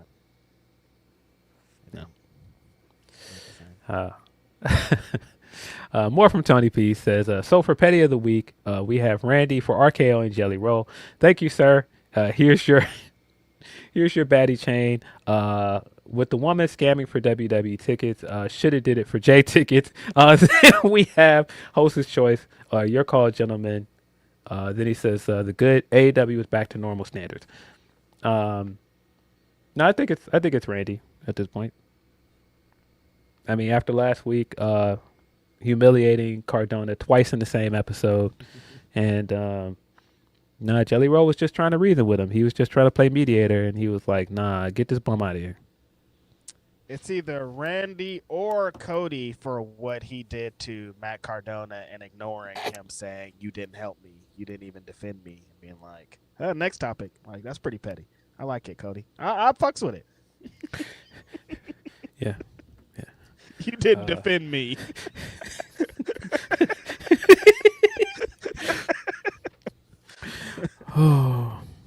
Good bit. We got Ring of Honor this week. If you missed it, it's kind of because it happened pretty quickly. We did interview Maya World on our YouTube channel. If you have not checked out that interview, please give that a watch. Shout out to Maya World. She's got a ton of potential. Seeing her do media after like the run she's been on as an indie wrestler is so cool. So cool to get to see more people learn about who she is and like see more of her wrestling. And then had a great match against Athena on Thursday night on Ring of Honor. If you have not checked out that AEW Ring of Honor Women's World Championship match, check that out. Was a really good match. Again, Maya World's on her way. I think she has a ton of potential. Yeah, shout out to Maya. Definitely check out our interview with her on our Grapsody YouTube channel. I saw her come up really quickly in Texas and West Coast Pro, and her star is shine pretty bright early in her career, and it's great to see her out there getting this press, getting a big match with Athena, her trainer, somebody that she came up with. Just a really fun week for Maya. Shout out to the other Ring of Honor people. This different taping schedule has changed everything. The energy feels different. Everything feels really good. It feels like the momentum is getting on to Ring of Honor side. Yeah, a lot of women were showcased on that episode as well. Yeah. I thought that was great to see. Red Velvet, Trisha Dora, Billy Starks. I think that's a good sign. I saw some people saying like, why can't we get more of this on AEW programming? It's a valid question. Every time somebody says that, they're like, why is it moving like this on Ring of Honor and not on AEW? I'm like, yeah, no, I hear you. Yeah. No, we should be saying this. And that is a question that we should ask for the class. I don't know why. Yeah. Very, very valid question. But yeah, off of that, we got Ring of Honor, Maple Leaf Pro, Global Wars, Canada on Friday night. Pretty strong show. Yeah. I don't know why. I guess because I had a lot going on yesterday. It seemed like it was a very long show. It wasn't that long, but something about it just feel like, man, this show's still going, huh? But the funny thing about Maple Leaf Pro to me still continues to be that this is basically what TNA was before they got rid of Scott D'Amore. And so watching this, like, oh yeah, all of this stuff was great. TNA was rocking at one point with Scott in charge. And yeah, it's not that anymore. And it's basically like, hey, if you want that version of TNA, it's just over here. It's here, dude. No, seriously, it felt like the production, the energy, the camera angles. I was like, this is a TNA show almost, but like different. It's a different era. It's TNA in Canada, essentially. The way that it's put together, the way that things move, the way that the matches are structured, the way that they do backstage. I'm like, Scott just brought what he was doing over there to over here, and I'm not mad about it. Add in some different flavors, some different people. I think it moved in a, like you said, it was a long show, but it wasn't really a long show. Like the matches, felt like a lot of the matches were like bam, bam, bam, bam, but then some of the matches were not bam, bam, bam, bam. Yeah. In the midst of the show, Maple Leaf Pro announced that they got a TV deal coming this July. They're going to be doing their shows through TSN. I believe the name of the show is Mayhem, right? Mm-hmm. Yeah, so yeah, that's great. It just continues to be like there's so much wrestling, and it's just hard to make time for all of this wrestling. But man, that's great for Maple Leaf Pro. They're announcing other things. Like, another wrestling show? Like, what time is it? Yeah, they're announcing other things coming out of this for Maple Leaf Pro. Great to see them continuing to do things like, partnerships and like trying to move forward because the history behind this brand. But yeah, started with the pre-show. Maya World versus Billy Starks was on the pre-show. Uh, and then I believe wasn't there like a tag match on the pre-show too? The Eddie Kingston match. Eddie Or was that a main Kingston card? and Ortiz. I think that was the main card, the first match of the main card. Okay, yeah. So Eddie Kingston versus Ortiz versus Adam Priest and Dynamite Kid, Tommy Billington started the show. It's so funny every time I see Priest, I'm like, yeah. You could very much see the kind of wrestlers that he's emulating. Mm-hmm. Looks a lot like him, kind of walks like him, like wrestles like him. It's like, yep. Mm-hmm. The fact that they paired him up with the damn nephew of the Dynamite person Kid? the person that started all this, and the reason for that a lot of the people in that lane do what they do, and he's in a team with young Dynamite Kid is amazing. Seeing Eddie Kingston, it's still like there's some parts of Ring of Honor like Eddie Kingston and Athena that it's like, I'm glad you guys are over here making this place better, but like Eddie Kingston should be on Dynamite and regular TV being Eddie Kingston. But I like him here with Ortiz. Seeing Ortiz back and having a great time. He's looked pretty phenomenal since coming off of injury and the things that he's been doing the last couple of months. Feels good to see him with Eddie Kingston. This is a fun little tag match to start the show. Some Ring of Honor presence to kick this off. Yeah. Yeah, I thought the same thing when I saw Kingston and Ortiz. I was like, oh, I forgot they're a tag team now. We kind of have moved on pretty quickly from Eddie Kingston's return to wrestling, and he hasn't really been doing much of note. So seeing him here, it was kind of jarring. But this match was good. I did enjoy this match. I thought this was a great way to kick off the show. Yeah, I don't know what's going on with Eddie. You would think that he'd be on Dynamite more, especially with the way he was being used before he got injured and the amount of time he was gone. It's a little bit confusing, but, I'm also not mad at him being over here on Ring of Honor, knocking some rust off and, getting better and better before they put him in other things. And Phil, things have really changed since when Eddie Kingston got injured. I was at that show, and his opponent was one Gabe Kidd, and that one Gabe Kidd now works for AEW, and like, we're not doing a feud. What's going on? You guys gonna talk about it? Like, what's up here? Let's talk about it. He's gonna turn into Trick. Let's talk about it. I'm saying. Oh no. Yeah, we got the Ring of Honor Women's World Television Championship as well. Red Velvet versus Alice Crowley. Alice Crowley was from the Juggalo Pro Wrestling. I haven't seen much of Crowley. I thought she was great here. I thought this was a fun match, very physical match. I continue to be impressed with Red Velvet every time I see her in these kind of matches in like big settings, and she's another one where I just kind of feel like, all right, man, we've done the Ring of Honor stuff with her. When are you going to move her on and do something else? Yeah, Red Velvet is one of those, every time you see her, she gets better. And like, if you haven't seen Red Velvet in a year or whatever, however long it's been, and you're like, what about Red Velvet? You'll see her. She's improved tremendously since then. She understands maybe being a champion. She has like this champion swag. She understands like match structure and how to kind of lead the match. And there was a lot of that here on display. She got some very tough strikes. She has some kind of elusive counters and things. She's a really strong champion. Crowley's dope. I've seen her in California a few times. I think with Circle 6. She's been doing some stuff in JCW, which people have seemed to talk about. We're going to maybe have to start covering JCW, Phil. That's a funny thing. And this was a super fun match. I think that she played the kind of bruiser in this and cutting off Red Velvet in spots and really trying to capitalize, but understanding TV match structure and where to find the camera and stuff. This is a super fun match for both these women. Yeah, I really liked it. You got the team of Lethal Twist,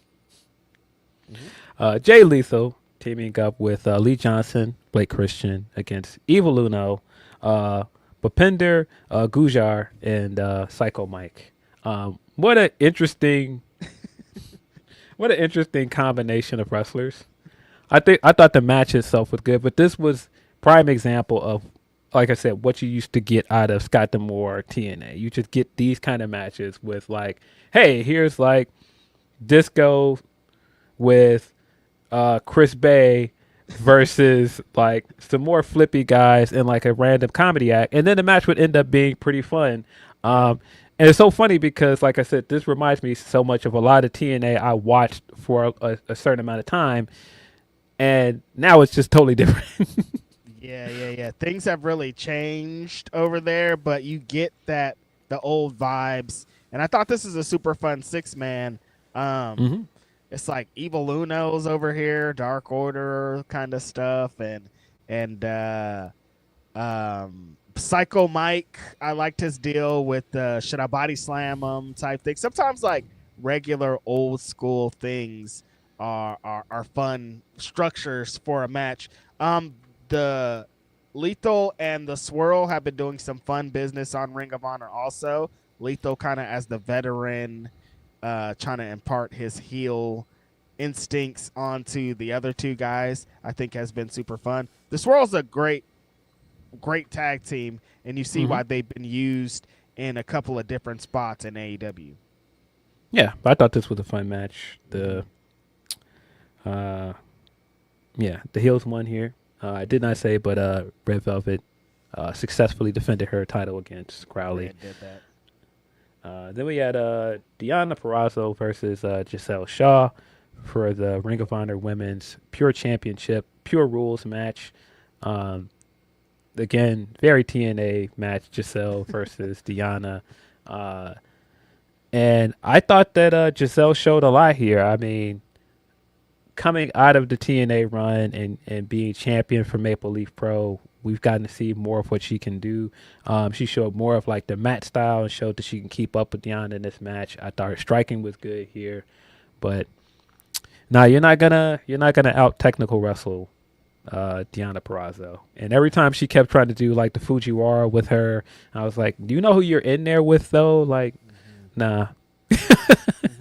Yeah, Deonna kind of being like, oh, this is funny. Oh, you want to get on the mat? Oh, you want to do this? Yeah, let's do all of that. It makes sense that she's the pure champion. It's kind of the perfect place for her to get her shit off.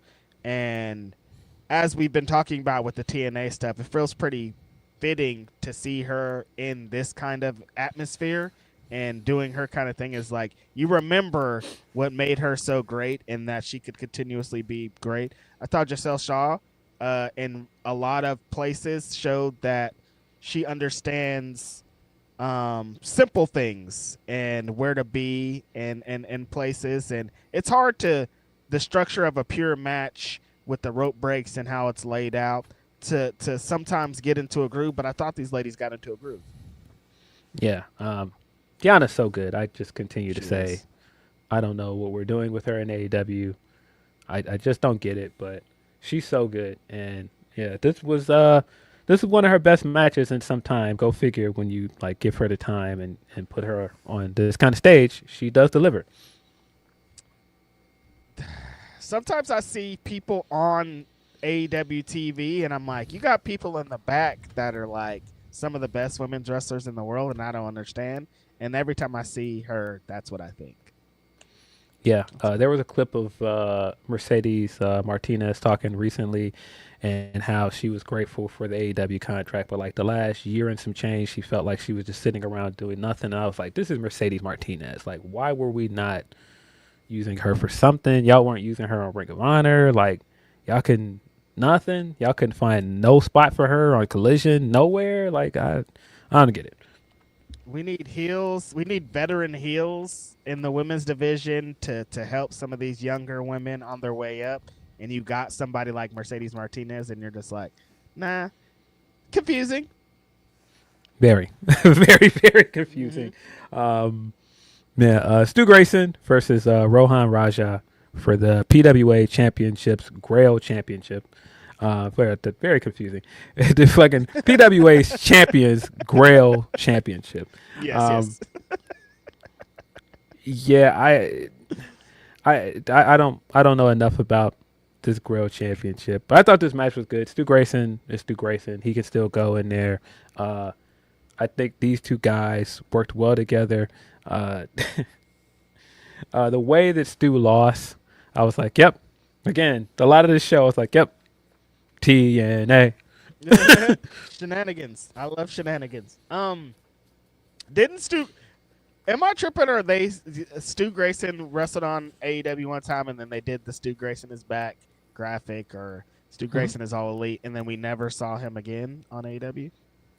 Yes, he did come back for a little while. He was not in Dark Order. He was just doing his own thing. He was on Ring of Honor for a bit, and then he just got released again. Okay, yeah. That's what Yeah. I'm remembering. Still a tremendously talented wrestler, though, as you can see here.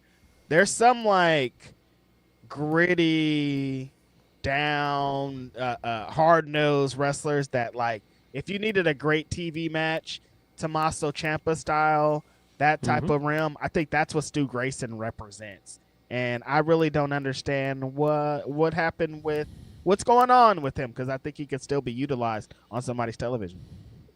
Yeah, I thought he was good here. I thought that this was a good way to kick this one down the road. We'll probably see this matchup again. But yeah, enjoyed this. A lot of that on this show where it was such good wrestling, where it's not that much else to say other than, hey, I like this match. This was just kind of some fun wrestling to watch on a Friday night. Because it wasn't really a heavy story show, because it being a collaboration show, it was just like our best versus their best. So it was kind of just like a bunch of really good matches. Yeah. The 6-pack scramble match was kind of more the same of it. Kind of like, just like, hey, let's throw all of these wrestlers from these different companies in here and have a good match out of it. The Brent Banks, Jake Christ, Daisuke Sasaki, Michael Allen Richards, Clark, and Ace Austin all took on Michael Oku. The second Michael came out, and it felt like he was the biggest star out of everybody in this match. I was like, oh, yeah, Oku's going to win here. So wasn't surprised at all when he picked up the win in the end. But, yeah, this was a cool, just like scramble match. Ace Austin, man, like I just continue to say, man, what a guy. At one point when he picked somebody up and then had two guys on his shoulders, and he's just like got them in a fireman carry, and he's like squatting with them. Like, just his strength for like his height and everything is crazy, and he can do all this wild flippy stuff, man. Just incredibly underrated talent, man. Yeah, super strong boy. Like, has a great physique. He looks like a pro wrestler. He moves like a pro wrestler. He does power moves. He also does high flying. Like, Ace Austin represents a lot here. I thought him and Michael Oku shined a lot. Michael Oku is such a big presence. Like, he just feels like he carries himself like a world champion when he's in the ring. Like, his body moves like I love everything about him, and I don't understand why he's not being utilized more, because he fills a lot of different roles. He can work on both sides. He's strong. He looks good. He checks all the boxes. I don't really understand why Michael Oku's not a big star right now. Yeah. But yeah, this was a fun one for what it was. I thought Banks looked good here as well. Just throw a bunch of guys in there, have a strong match, which felt like a lot of this card. Athena defended the Ring of Honor Women's World Championship against Taylor Rising. Also, very strong match. Athena don't have bad matches at this point.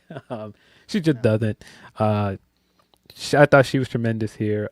Taylor Rising, really early on in the match, really made it as difficult for Athena as possible. And I feel like we're seeing that more and more in these title defenses for Athena because of the reputation she's coming into these with the matches now. You know, you got to give her your best. And like, yeah, a lot of times to start this match, the challenger comes in and it's like throwing all of their best offense at her. And the way she survived this match, it reminded me a lot of the Maya World match as well, where Maya coming off of the Proving Ground match had a lot to prove. She kind of had the chip on the shoulder of like, I know I can beat you now. I just didn't get the pin last time. But yeah, just Athena as a character, as a heel, just still very, very entertaining. In the Maya World match where Maya gets on the top rope, it looks like she's going to do the O face. And Athena's in the corner just like seething, like, did you just try to do my move? Yeah, I like that story of Athena as champion. There's a little bit of built-in, I'm looking past you. No matter what my opponent is, no matter who you are, she's been on such a dominant run that every match starts off as like, it's going to start, I'm going to beat your ass, and then it's going to be over. So every time she almost gets caught off guard of like, well, I wasn't really expecting this. Like in the Maya match, Maya comes out, House of Fire, just kind of attacking her. That's the same thing that Taylor did in this match last night of like, I know what your reputation is. If I let you get into your mode where you start to activate and start to hit all these crazy moves, she did hit a bunch of crazy moves in this. I love the pump handle tombstone that she hit at one point. That shit was hard. But when she starts to get into that mode and you know that the match is over, there's not much for you can do. So you got to jump her to start this off. I thought Taylor looked great, but like who doesn't look great in a match with Athena at this point, Phil? Yeah, man, Athena's bag at this point, like, it feels like almost every title defense she pulls out something that we haven't seen her do. At least one thing. Yeah, it's just like, man, her bag is so deep, man. It's crazy. Ended up picking up the win here with the Koji clutch. Yeah, like I said, Athena don't have bad matches no more. Like, with nobody. Like, again, I love it. I'm happy to see her on display in Ring of Honor. Ring of Honor is what it is because of what she does. But, like, we could be seeing her on a weekly basis on the other show. And she's one of the best wrestlers in the entire world. You guys, that's it. Yeah, I think at one point it felt like Billy Starks or bust. Like, it felt like, okay, Billy's got to beat her. We're really far removed from that. So I don't know who it's going to be. This week was the first time in a while where I felt like, hey, they got something interesting here. Maybe go with Maya if you just want Ring of Honor to be its own thing and you want like a young wrestler to hold that belt and you can like build around her. And like, I don't think it would be like the worst thing in the world you could do to have Athena do like the passing of the torch to Maya World. But because clearly at the end of the Maya World match this week, it's like I could see this turning into a rematch. I don't think we're done here. But yeah, if it's not Maya, I don't know. I know that Shuri also still has some claim to a match after the New Japan US show earlier this year. I don't know. Persephone's in the mix. Persephone, so I've been thinking of too. They already had a match, but like they've set that up. They did announce on this show also that in May, I think May 15th, they're going to be doing Supercard of Honor. And, so they're going to have to start building to that. We need a big opponent for Athena. Could that be the time? Every time they have a big show, we think, is this going to be the last one for Athena as world champion? And it seems to never be. But yeah, she has some contenders. I think Persephone has a big showing, a big hat in this ring with them showcasing how she's bilingual, showcasing all the things that she could do. I think her defeating Athena would work. But I feel like at this point, a passing the torch moment would hit a little bit harder, you know? Yeah, I just think with what Maya represents, another Texas girl, like, I think there's a really good story there. I like it. I love it. Gotta have it. Man, Ricochet versus Rich Swann, man. This was one of the main reasons I wanted to watch this show. When I saw that announced as one of the big matches, I was like, yes, sign me up. I was surprised this wasn't the main event. Because, like I said, this was the main reason I turned the show on. It was the main event for me. Like, what these two guys represented at one point and how they did the video package and even the backstage interview, where I think it's Sam LaTurner asked him what does it mean to have this kind of match with Rich Swann at this point in your career, and what you guys did for cruiserweights, for high flyers. And it's like, man, no, like at one point, like this was a big deal. They, of course, used to have the tag team together. Yeah, I was very, very excited for this match. Very curious to see how Ricochet was going to work in a match with Rich Swann. Of course, Ricochet healing it up. Rich Swann is a perennial babyface at this point, but yeah, this was fantastic. Ricochet, as a heel, getting you to think he's going to come in there and do all this cool flippy stuff with Rich Swann, and he's keeping the match. He's keeping the match mostly on the mat, working like a heavyweight, like going with heavy strikes and stuff instead of flipping. Really good stuff. It made it even better when Rich Swann started pulling out all of his flippy stuff. Love this match.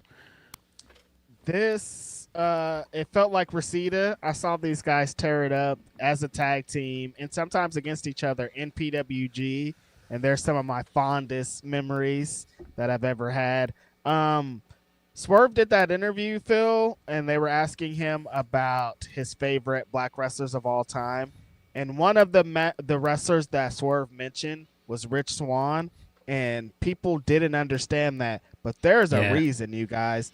I always say one of the reasons that I'm here on this pod, one of the reasons that I write for PWI, one of the reasons that I created the BW 500, Rich Swann was there. When I was seeing him in PWG, when I was seeing him in CZW, when I was seeing him out there, I was like, there are black wrestlers that are awesome, that are going to come and take over, that are going to change the world. Then he got to 205 Live. He got to become the TNA world champion. Like, this guy was a part of revolutionizing the business and changing the perception of what black wrestlers represented. And for Ricochet to kind of express that same thing in the pre-fight promo, and in the match, you could even see the respect. Like, Rich Swann is one of those guys. Ricochet is one of, if not the most flawless wrestler there is. Shit is so easy. I keep harking back to, there was collision taping, and I was front row, and it was AR Fox and Ricochet having the match, and like, I never watched Ricochet that close, and like, he's just so effortless. Like, he's just like moving. It's like an easy dance for him. It's just like, he never seems tired. He never seems anything. And that's exactly what was displayed on this match. They have history, so they have old spots. But Ricochet just moves through like a fucking great dancer. Rich Swann still has everything that makes him great. There's some spots that we see on a weekly basis that he innovated, and we got to see a couple of them here. I wasn't that high on the Spirit Gun. That's what Ricochet's finish called. I won't even figure out the name, because initially I didn't like it, but he's made it into such a great finish, and everybody always bumps so hard off of it. I like it now. I say all that to say this match is awesome. These guys are incredible. They both are generational talents. Yeah, of course, Spirit Gun is an anime reference. I mean, everything about what he's currently doing, people might not recognize it if you don't watch anime. His coat that he comes out where it's a One Piece reference. Spirit Gun, of course, is the main attack for Yusuke Urameshi and the anime Yu Yu Hakusho. A lot of what he does is anime references. But yeah, no, I agree. Like, adding the Spirit Gun to his reference as a heel has been great for him, and really using it as, hey, Ospreay, anything you can do, I can do it better. You're doing this hidden blade thing. I can do this thing that's even better than you. They could put me in conversations with you, and I'm better than you. So I like the pettiness of that. But yeah, man, at one point when Ricochet first came over from WW to AEW, there were a lot of people that were not really taking to his matches. And it was like, he's still kind of wrestling a slower style. People were like, they don't know how well he fits here. Boy, that is completely gone away. He's figured out how to wrestle these matches now at his pace. There's a lot of like veteran stuff that he brings to this match. Like, when to use like the strikes and when to like focus on like his power game in a match to get heat, when to just throw out like one of these flippy moves where it's just like, oh yeah, I can do that too.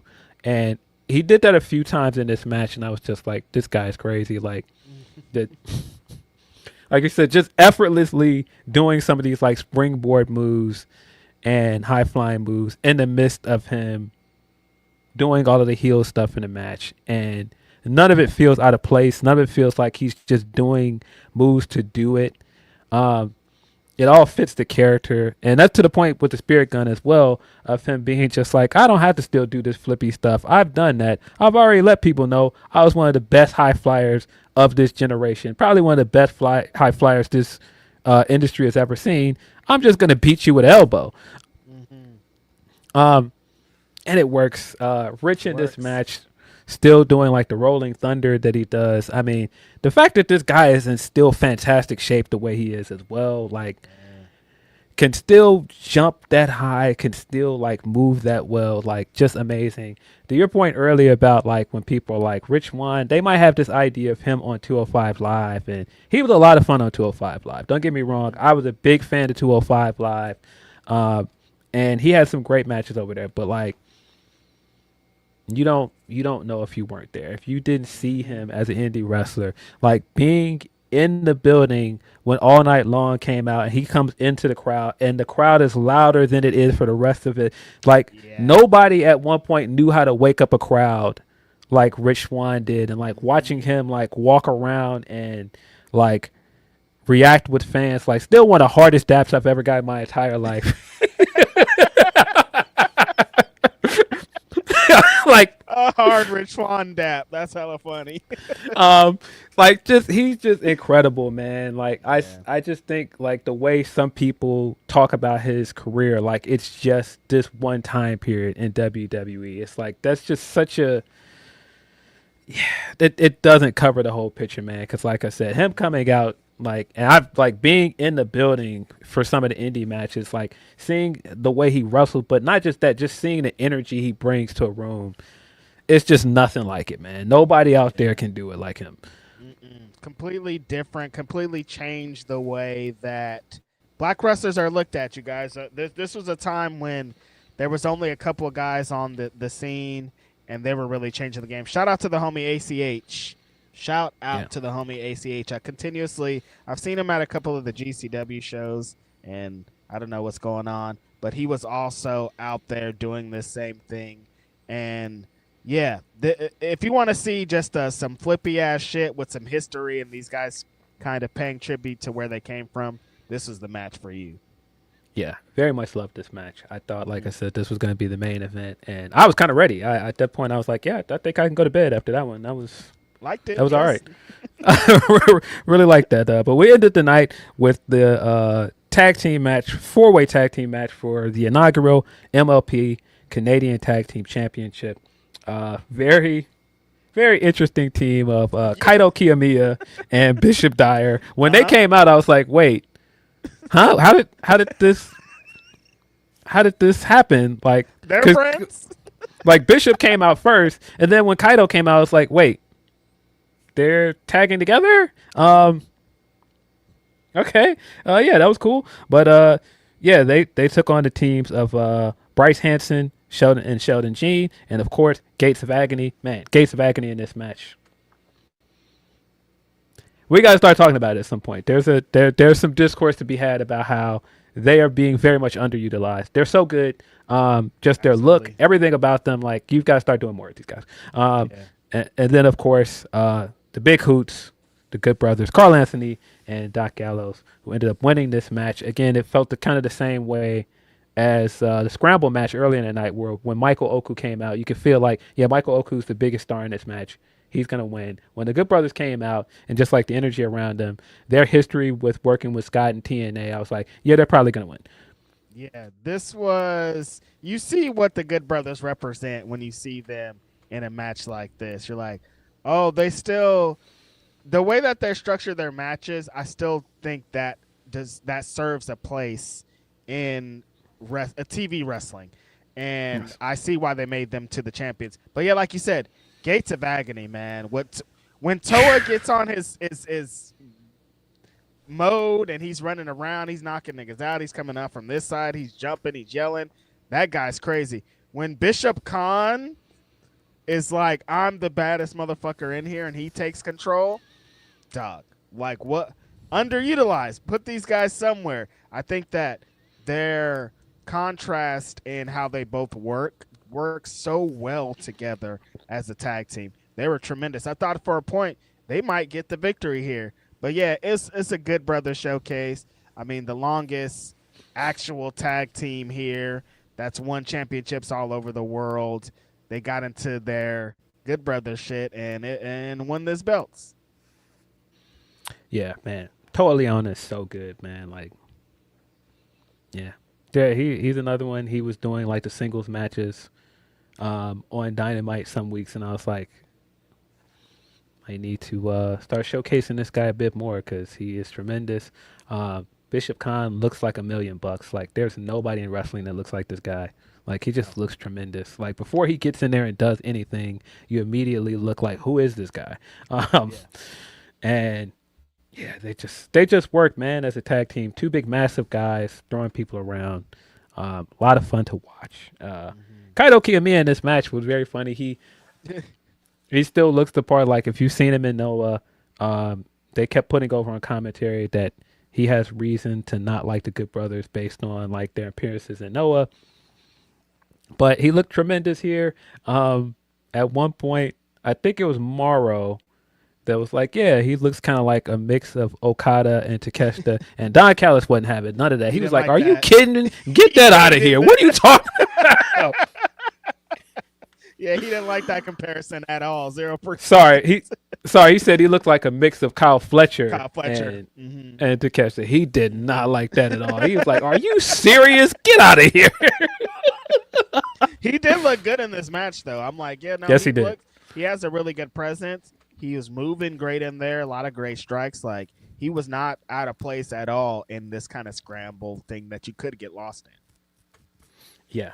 I thought this was good. It still, to me, felt like I knew why it was the main event because you had the belt, and I don't know. I still feel like Ricochet, Rich Swann was the bigger match. Maybe just that's my personal bias clouding things here, but that felt like the main event for me. But yeah, this was strong. This was it kind of felt like the end of the original All In, where it's like, yeah, let's get this big tag match in here and let's wrap this thing up. Like it.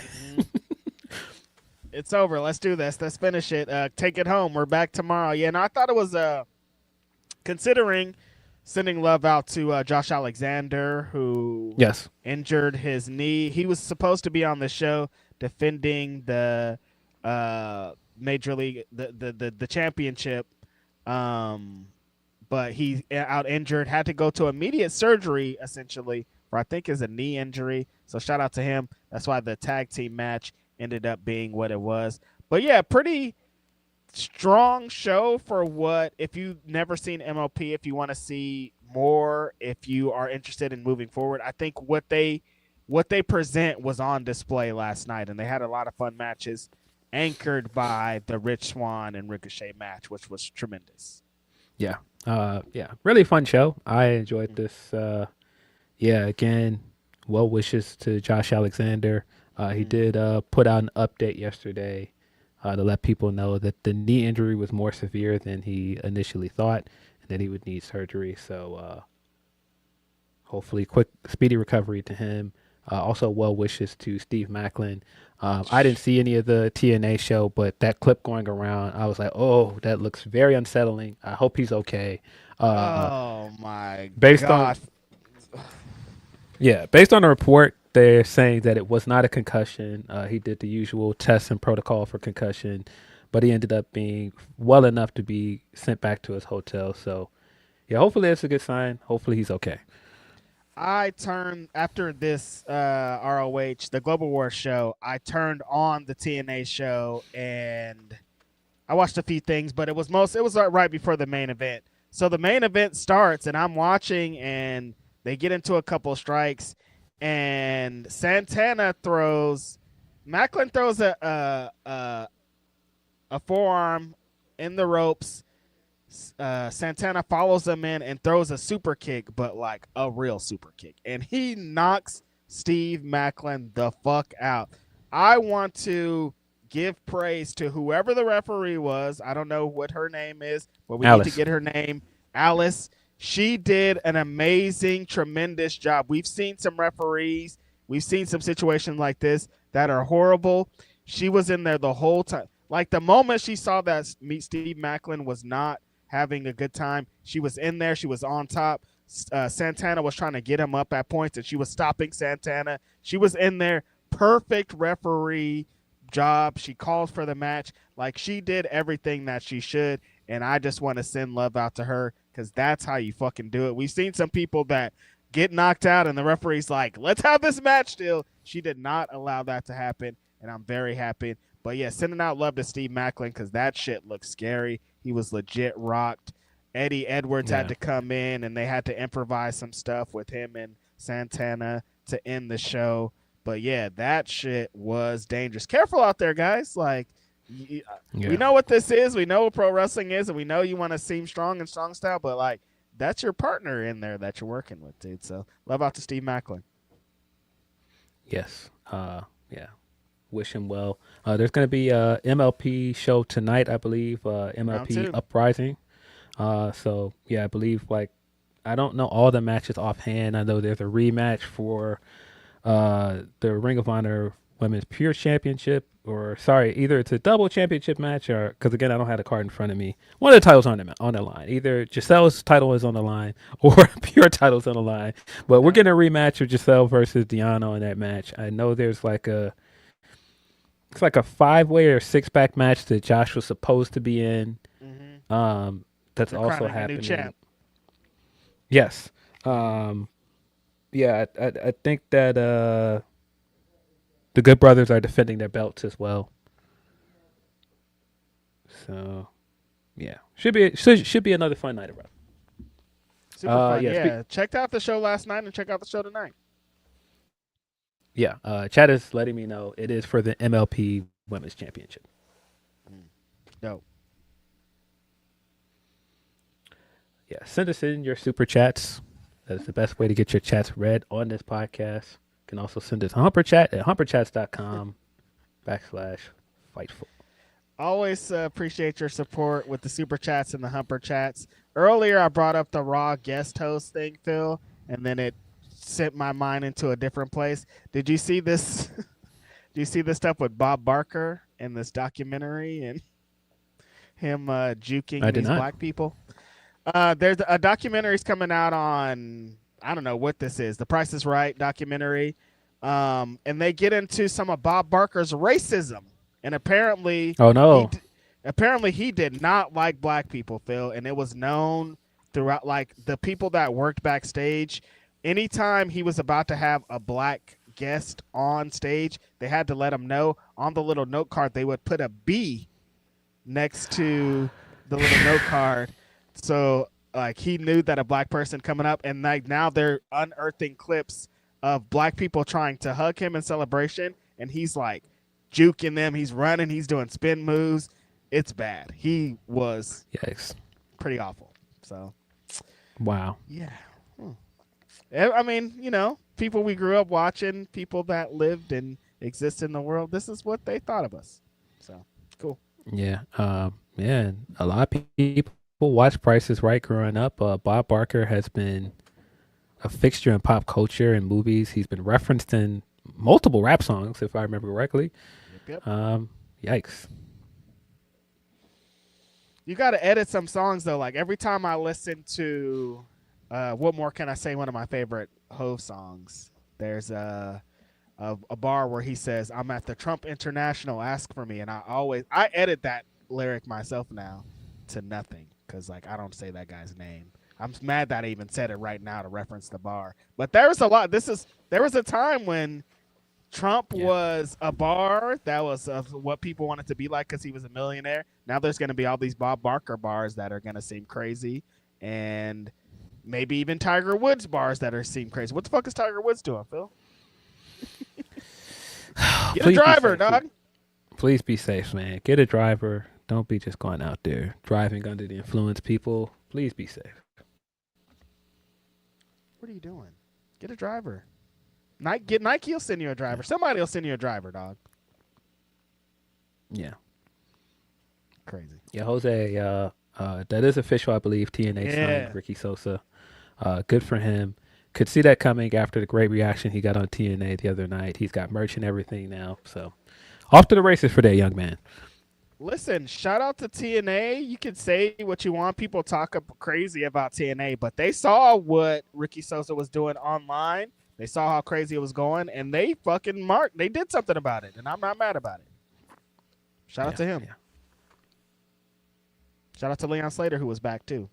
Nebu9363 says, been listening to Grapsody for a long time. Always look forward to your show. You guys are awesome. Just wanted to send some love to you guys. Appreciate it. Thank you for chiming in. Thank you for submitting and supporting our show and listening. Really appreciate it.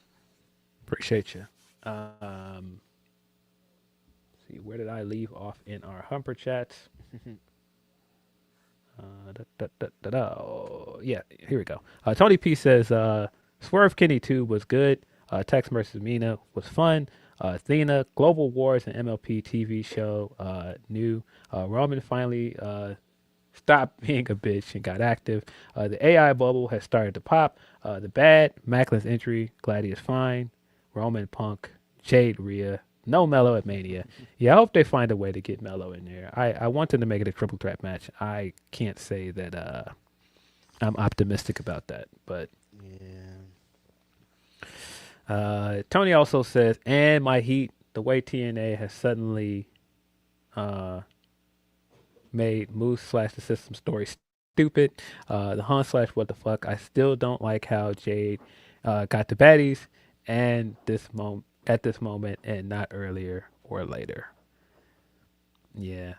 I don't think it makes much sense for Mia Yim to just be like, hey, I'm on your side now. And like there was no real development to get there. It just feels like a swerve for the sake of a swerve.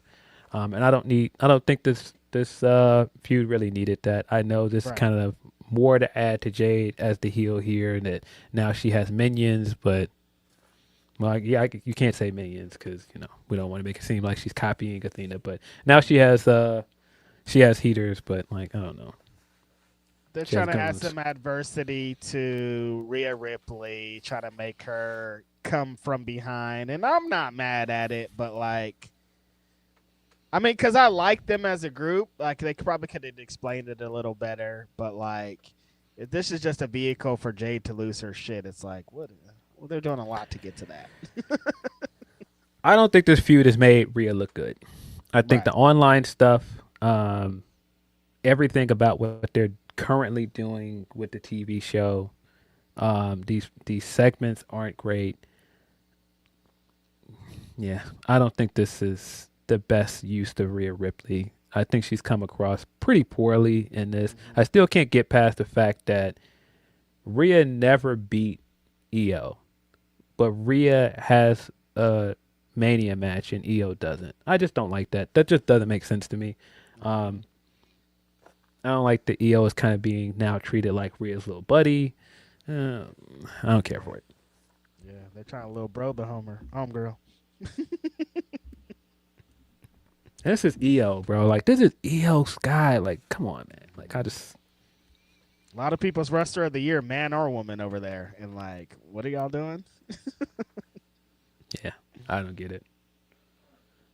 Tony continues. He said, the sudden contradiction of who Jade was presented as to now needing help to beat Rhea is a jarring shift.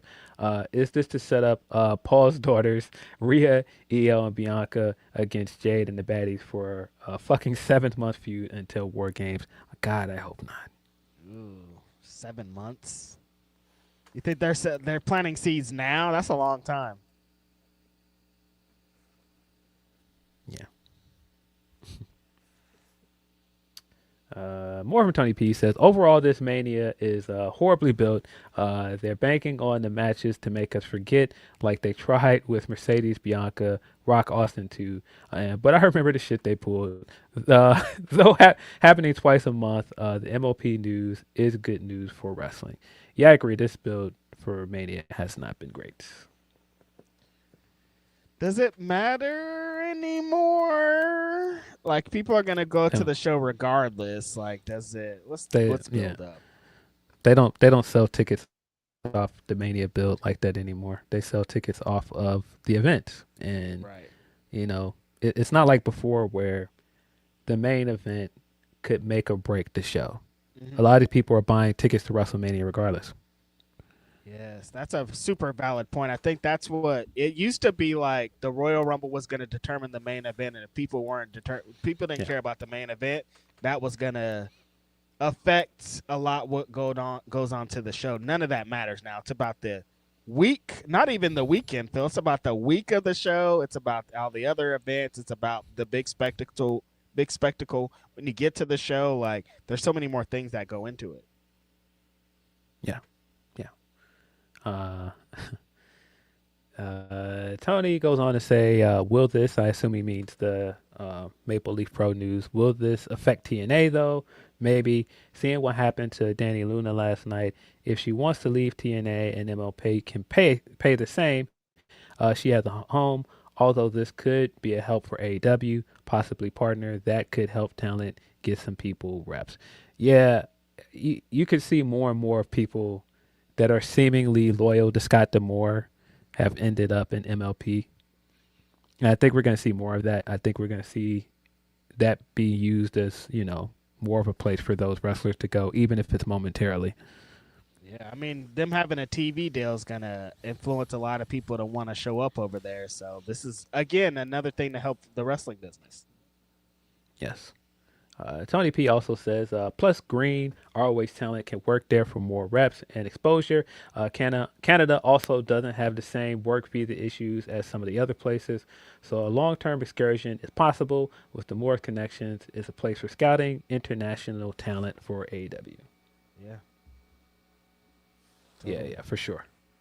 And he says, overall, D'Amore landed on his feet while TNA is now getting called NXT's hoe. Right? With that, you know the drill. Fuck this administration and orange rat bastard. Big ups to Alec Richardson for beating up a bag of brick. Take care of each other. Peace and love. Yeah, the Alec Richardson thing was crazy. And the guy being just like, yeah, look what he did to me. And like, yeah, well, your story don't sound great, man. Your story ain't matching. Your story ain't matching energy, my guy. Not how you came on to this accusing people. Yeah, shout out to the homie Reacher. Was wearing the body cam, so he's off scot-free. Everything's fine. Got in a fight with his neighbor. I don't know why you would try to get in a fight with Reacher. You've never seen Reacher, I think. But yeah, shout out to body cams and getting off for things like that. Gave him a few of them minks. Couple of quick minks, and he wasn't trying to give him the full minks, just like some get away from me minks, Yeah, a little mink. Take this and get back in your house. Yeah, well, it took just a little pat. Little clean quick one. And we got receipts just in case you started trying to lie. Well, no, because he knew he was going to go right to TMZ, and that's exactly what he did. He couldn't wait to get on that video chat. Yeah, couldn't wait.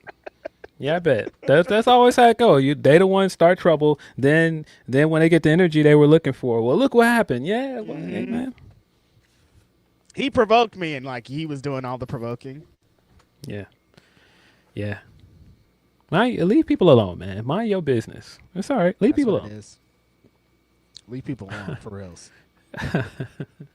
Jose Vegeta says, started listening to One Nation Radio after y'all were on a few weeks ago. This week they kept dropping the Heaven Sent clip, and I would have no idea what it is if it weren't for y'all. LOL. Do y'all think Max drops the belt before Wembley? Yeah, man. Shout out to the homie Rich and guys at One Nation Radio. It's always cool when I hear people say they started listening to us because of them or vice versa, man. So yeah, man, Rich is cool people, man. Max, I don't know. I keep saying that for my personal taste, I think the match at Wembley should be Ospreay versus Kenny Omega. So I would think Kenny is winning the match at Dynasty, but Right. I don't know. I'm on either side of it. I keep having this debate in my brain of like how we need one more Kenny Omega run as world champion before it's all said and done, and like he has to headline All In. Bryan Danielson did it, and like we gotta get Kenny to headline this big show in a singles match, in a big deal. And if we have the opportunity for Will Ospreay to be on the other side, Phil, why would we not do that? But then on the other side, I'm like, I mean, my guy Max has been on a hell of a run since winning that world championship. Like the feuds and the structures and the things have been working. I like what they're about to get into with this God and devil stuff, and they're gonna sell this and he's the future of this company, Phil, and him carrying that belt as a big star. He has movies and all this. It makes a lot of sense. But then that's where I landed like, well, we're going to have Max for a lot more years. We should go with Kenny now. So, yeah, I mean, we've seen the Max Ospreay match at Wembley. Yeah. I would prefer to see Kenny versus Ospreay. Mm-hmm. But we'll see. Some people don't want to admit it, but right now the race for wrestler of the year is between Max and Andrade. Yes. Mm-hmm. Andrade is, I don't know what the fuck he's on, but he owns something, and it's good. Incredible. He's killing it right now, dude. There's a TV wrestler fight going on right now. I think Kyle Fletcher is destroying it. Tommaso Ciampa is starting to become that guy. Will Ospreay being back is going to challenge that, as we're going to see next week. But Darby Allin, Philip Lindsay, if we're talking about TV wrestlers, I don't know if anybody in the world gives it up like Darby Allin gives it up. If he only got 10 minutes, that 10 minutes is about to be the wildest shit you ever seen. Yeah, strong episode of Dynamite this week. I think they needed one after people were not happy with last week's episode. We talked about it on a pod last week. I was surprised when I actually watched it because people were talking about it like it was the worst episode they'd ever seen. And when I watched it, I was like, oh, this was just fine. I don't think it was that bad, but it was fine. This week's episode was much better. Opening with Kenny versus Swerve 2. I was surprised that was the opening match. Me too. Yeah, these guys killed it again. I thought the first match was good. This was more of that. Swerve coming out trolling, wearing the same gear as Kenny when Kenny was the belt collector. I thought that was hilarious. Kenny being completely unbothered by any of that. He didn't care about none of these mind games Swerve was trying to play. He was like, yeah, I'm coming here to beat you. I'm going to be number one contender. I don't care about none of that. Nana outside trying to interfere and stuff. Again, not fazed by none of these shenanigans you guys are trying to play. I came here for one reason and one reason only, to become the number one contender. This EVP stuff you're talking about, again, I don't care about none of that. Yeah, I love that. It can be like, we can have stipulations, we can have all these things, but like, I'm laser focused on beating you and going on to Canada to face Max for the world championship.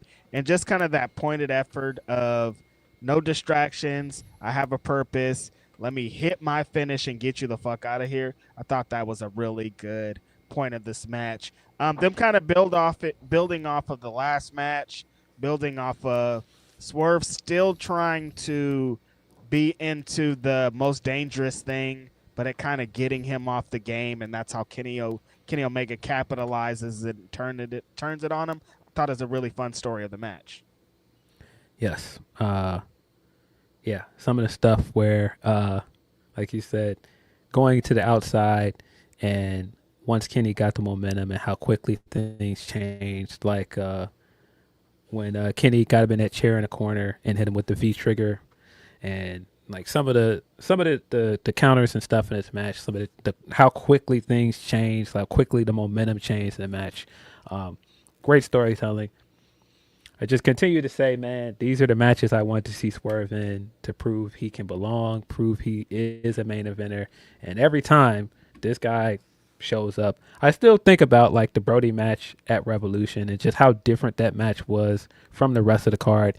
And they didn't come out there using a ton of weapon spots. They didn't come out there trying to do a bunch of indie stuff we've already seen. They just put together a distinct match. And there was a lot of that here as well, like in terms of like just putting together a strong story in the ring. And I think that's where Kenny excels. And you could see throughout like the last year or so with Swerve, he's really starting to make that a part of his arsenal as well. Yeah, him developing his heavyweight kind of match structure and how he moves through has been tremendous. Kenny, when you see him in matches like this, he gets everything, Phil. Like, he knows how to kick out right. He knows how what positioning to be in.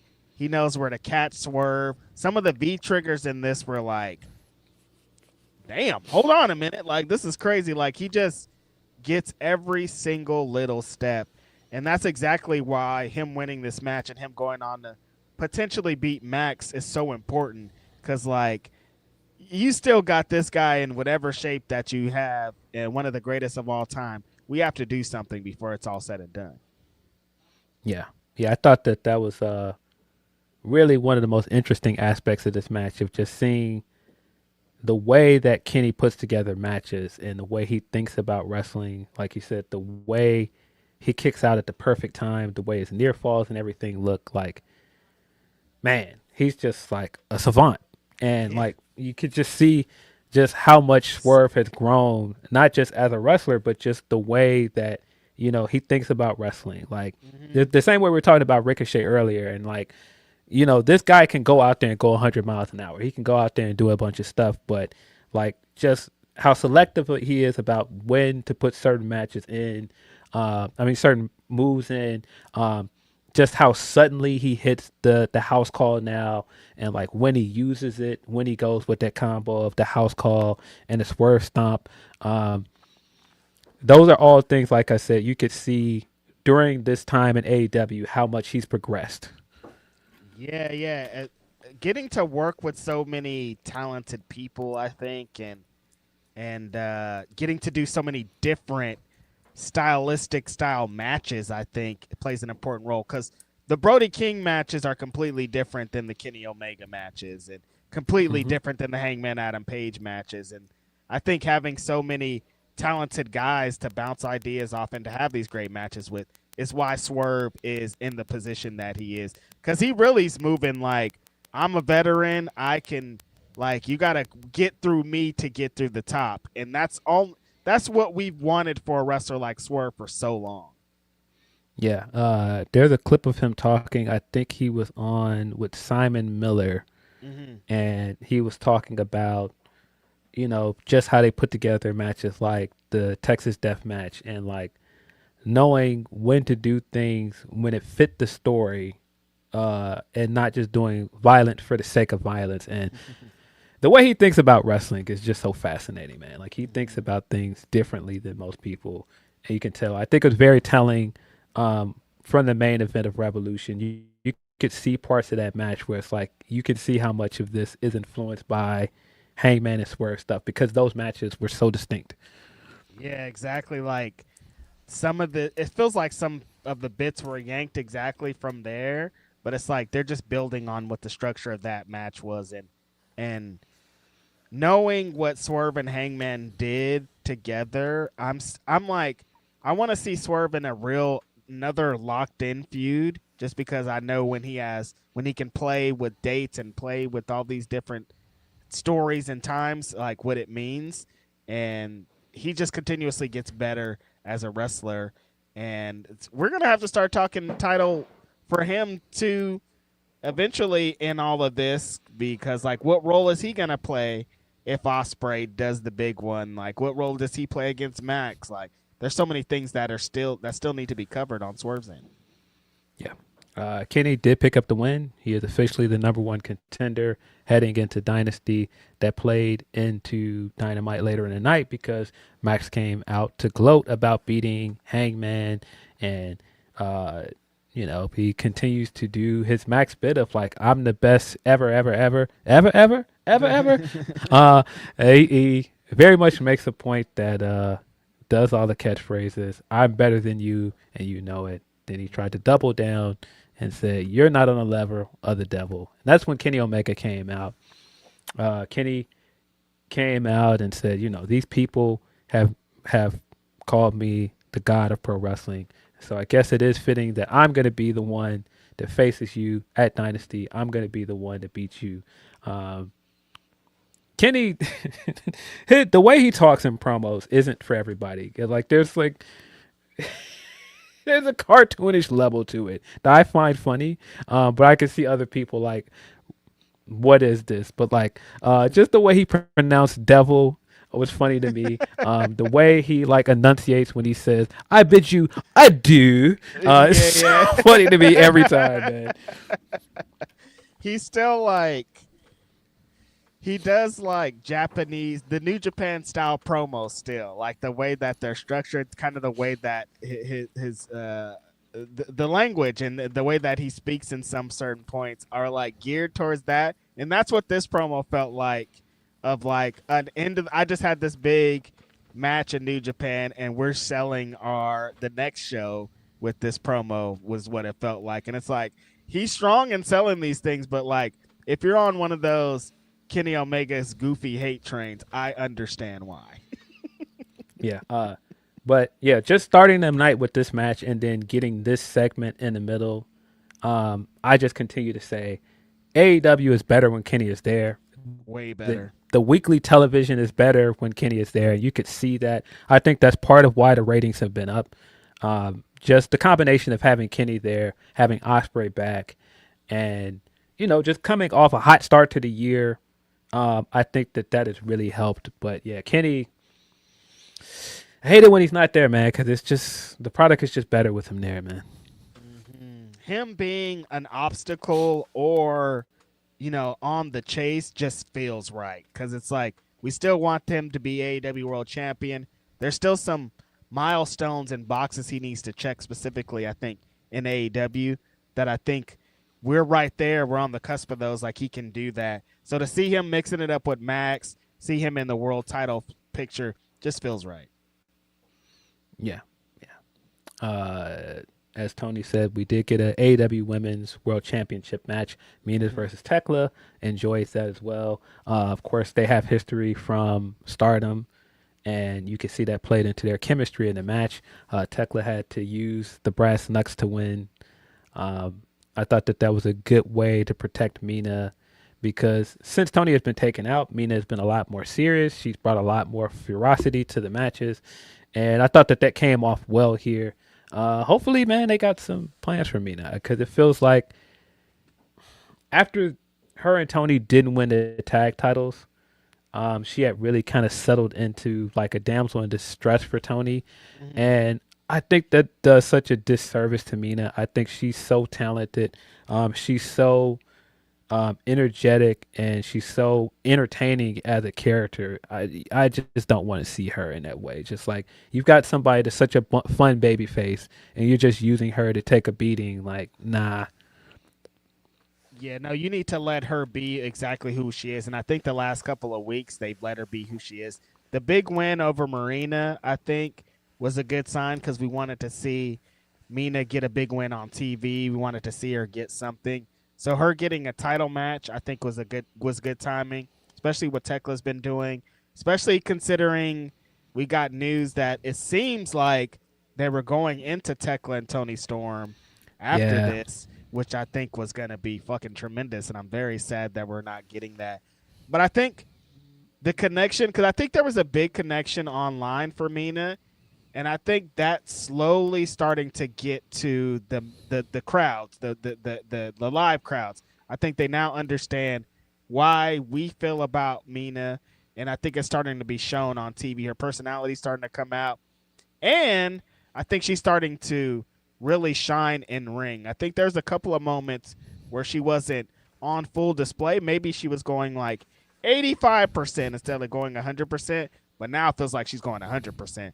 Some of the strikes she had against Marina, I was like, hey, she's throwing these kicks. Yeah. Some of the strikes in here, I was like, hey, she is throwing these kicks, brother. Like, she is really, that Japanese strong style shit is starting to showcase. That Joshi wrestling shit is starting to come out.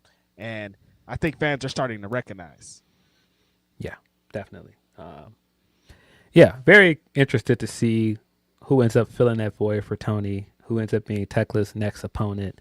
Because I agree, I was looking forward to that matchup. I don't know who you go with now.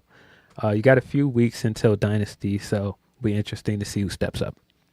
Yeah, you got some places. Like, there was a promo in this with the, what's the Megan and Lena's tag team name? The Mongolian maid. Mongolian. What is it? Mongolian babes. The Derelict Dynasty or something. I don't know what the fuck their name. Bro, destroying this name. Derelict Dynasty. They looked amazing in their little promo, and I think they could always be slotted in. The Brawling Birds, I think, are incredible. Like, you could maybe get Jamie Hayter over there. You could maybe get Alex Windsor over there. Like, I think there's a couple of places that can be filled. I just don't know who's going to fill that void. Destroying this name. Divine Dominion. Divine Dominion. Yeah. I was totally off. Not even close. Mongolian beef. I don't know where you was going, bro. Yeah, I don't know where I was with that. Yeah. But yeah, they have women over there, Phil. And like we said, there's some women in the back that are wasting away at this point that could be slotted in there. So they got options. Yeah, they got some options. Yeah, I wonder how far Queen Aminata is away. She just posted some workout stuff, and she's back in the ring. I wonder what her status is. Seems like she's getting closer. Seems like she's teasing some things. But yeah, restarting this up with Tekla as champion, I think that could hit. Yeah. You've exhausted the Statlander feud at this point. Yeah, I can't do that. Back to that. Yeah. I don't know. It's going to be interesting. Because, I mean, like, you had, like, 1A and 1B. The two biggest baby faces were Willow and Toni Storm. Willow's TBS champion. Yeah, I don't know. Got to figure it out, guys. Yeah, I wonder where is Riho, Shea Monster? I think Riho would make a lot of sense for an opponent for Tekla. I think like her style of wrestling would work well in there. We haven't heard anything. We haven't heard a status on Shida yet. We haven't heard anything from Yuka as well. I know she did a few matches on ROH, but yeah, I do wonder what is the status on Shida because we haven't heard anything. Yeah, and I feel like every time they tease some Shida thing, people get excited. So like, what's going on? Yeah. The main event, as you alluded to earlier, Darby Allin, just tremendous TV wrestler. We saw that when he was TNT champion. When you have these like main events, like this was more that. I'm still not convinced that Roosh knows that wrestling isn't real. Because the way that this guy be out there beating people up, the way he throws his entire body into some of these strikes, like some of the drop kicks in this match, some of the dives, the way he was landing on Darby and they would just kind of like stand over him like, what? I was like, dog, I don't know if you could do that, but I feel like you... The vibes that I get from Roosh are you pull back the curtain a little bit and the guy's like, hey, yeah, so when we get out there, we're going to do this. And Roosh is like, yeah, cool, yeah, can't wait to get out there. And like, you keep being like, so we're going to do this, right, when we get out there, Roosh? And Roosh is like, yeah, don't worry about it. And then as soon as the match starts, he just turns into a fucking animal and he starts throwing you all over the place. He turns into a different being. His eyes look crazy, Phil. Like he's locked into some kind of animalistic mode where you're just like, I think he's trying to kill the other guy. I don't know if he knows like what this is. He's like throwing Darby all over the place against the steps, stomping on him really hard. I'm like, oh, this is a real fight. That's crazy. Yeah, this very much very physical, very visceral main event. Darby as well. The way he throws himself into his dive as well. It looks like he gets shot out of a cannon every time he does it, and just some of the stuff on the outside. I was like, guys, just let's hold on. Yeah, very very fun main event. Dangerous. Yes, very dangerous main event. But yeah, I love this. Darby ended up picking up the win. Darby is still gunning for the AEW World Championship, which is why when asked earlier, is Max going to make it all the way to Wembley with the belt? That's why I said I don't know. My gut would be, hey, go with Kenny versus Ospreay at Wembley. But the fact that Darby is in a fray and Darby is making a point of saying, MJF, I'm coming for that belt, it kind of makes me think Darby might be the next opponent if Kenny loses. And the fact that they're setting it up so early and he keeps saying it, I don't know what that means. I can't believe, like, if Kenny's winning, why would you do that? That's where I keep landing.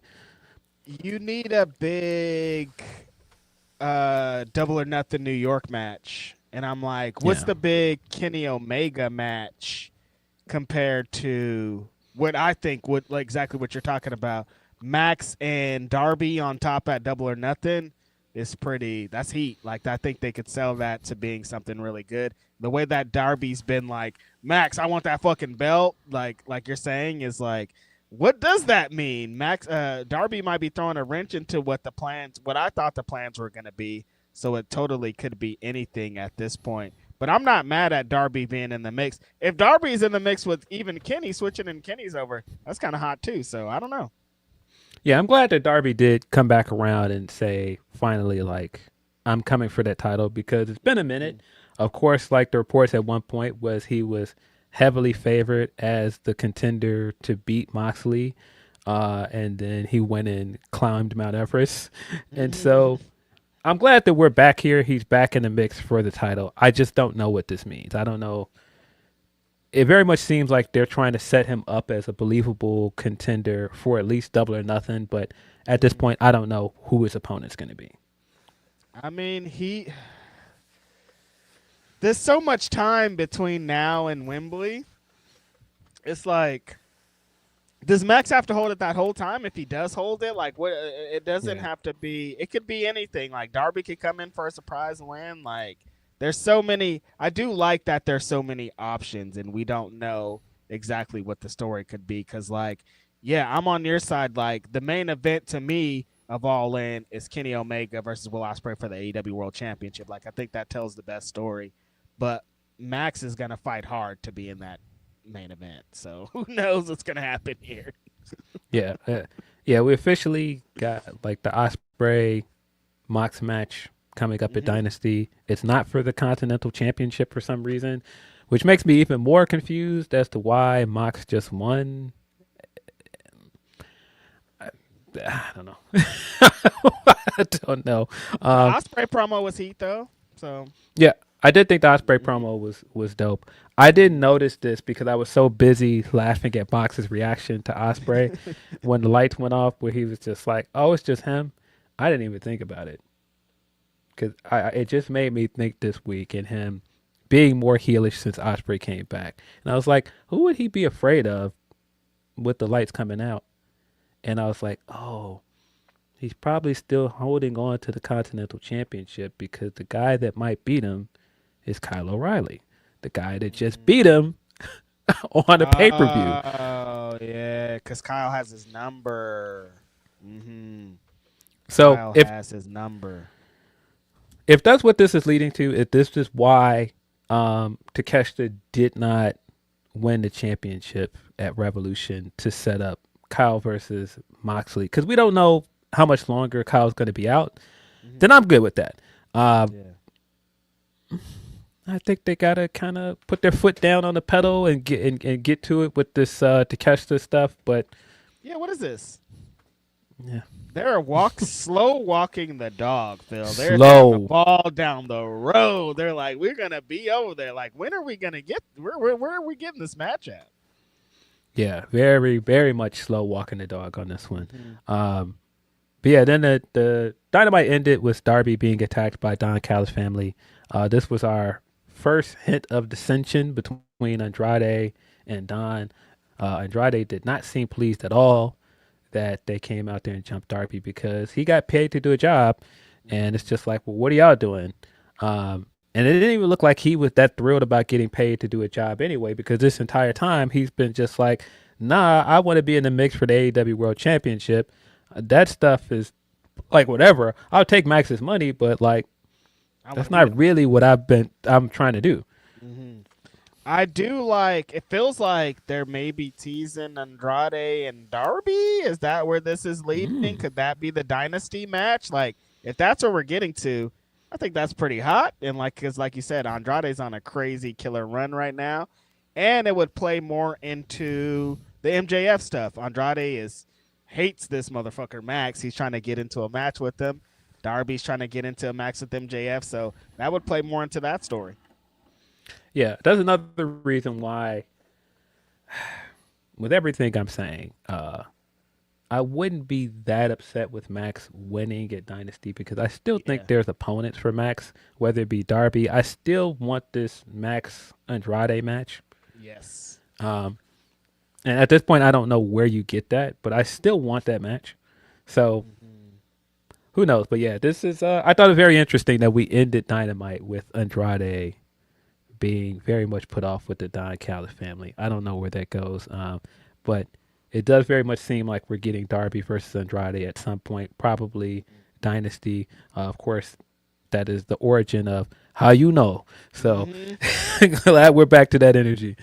Exactly. There's still the Max and Swerve match cooking somewhere. I don't know if we'll see that, but that is still in the horizon, Phil. I wish they would have done it after World's End. Yeah. I think that was kind of the window to do Max Swerve. And now that Swerve is a heel, I don't know where you do that match.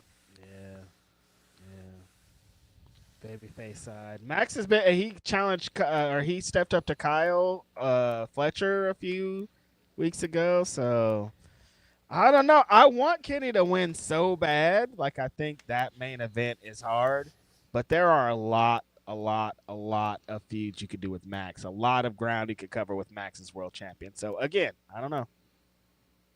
Yeah. Last call for super chats. Send those in. That is the best way to get your chats read here before we ride off into the sunset. You can also send us a chat via tip via Humperchats, humperchats.com/Fightful. Absolutely. Always appreciate your support. Always appreciate everybody showing up Saturday to see your boys talk about some wrestling. Y'all are amazing. See, we got that super chat. I think we got all of our super chats at this point. Appreciate everybody that sent us a super chat. Then we have one more Humper chat from Rafael Garcia. He says, I never thought there would be anyone more petty than rappers. Then you see Tank singing about Tyree's turtleneck, and I've decided it's R&B men. Anyway, wrestling, I miss Sheeta, and Roosh needs a title fast. Yeah, definitely miss Sheeta on TV. Yeah, Tank being petty, man. It's something about these R&B guys, man. Like, it's because their shots are like, they seem nice. Like, they're like smiling through, and you're like, that's some of the most vicious things I ever heard what you're saying underneath that smile. They just give it up different. And Tyrese kind of being like, I love that Tyrese just takes every joke and he's like, I don't care. Like, that's his whole bit. Like, if Tank got a good one off, Tyrese will be like, so? Fast and the Furious. Yeah. Yeah, that's our last Humper chat. So this is where we will bid you adieu, as Kenny Omega would say. Appreciate you guys. We will be back next Saturday at our usual time slot. Until then, this has been Grapsody. I'm Phil Lindsay. Righteous Reg. We are out of here. Absolutely. Peace.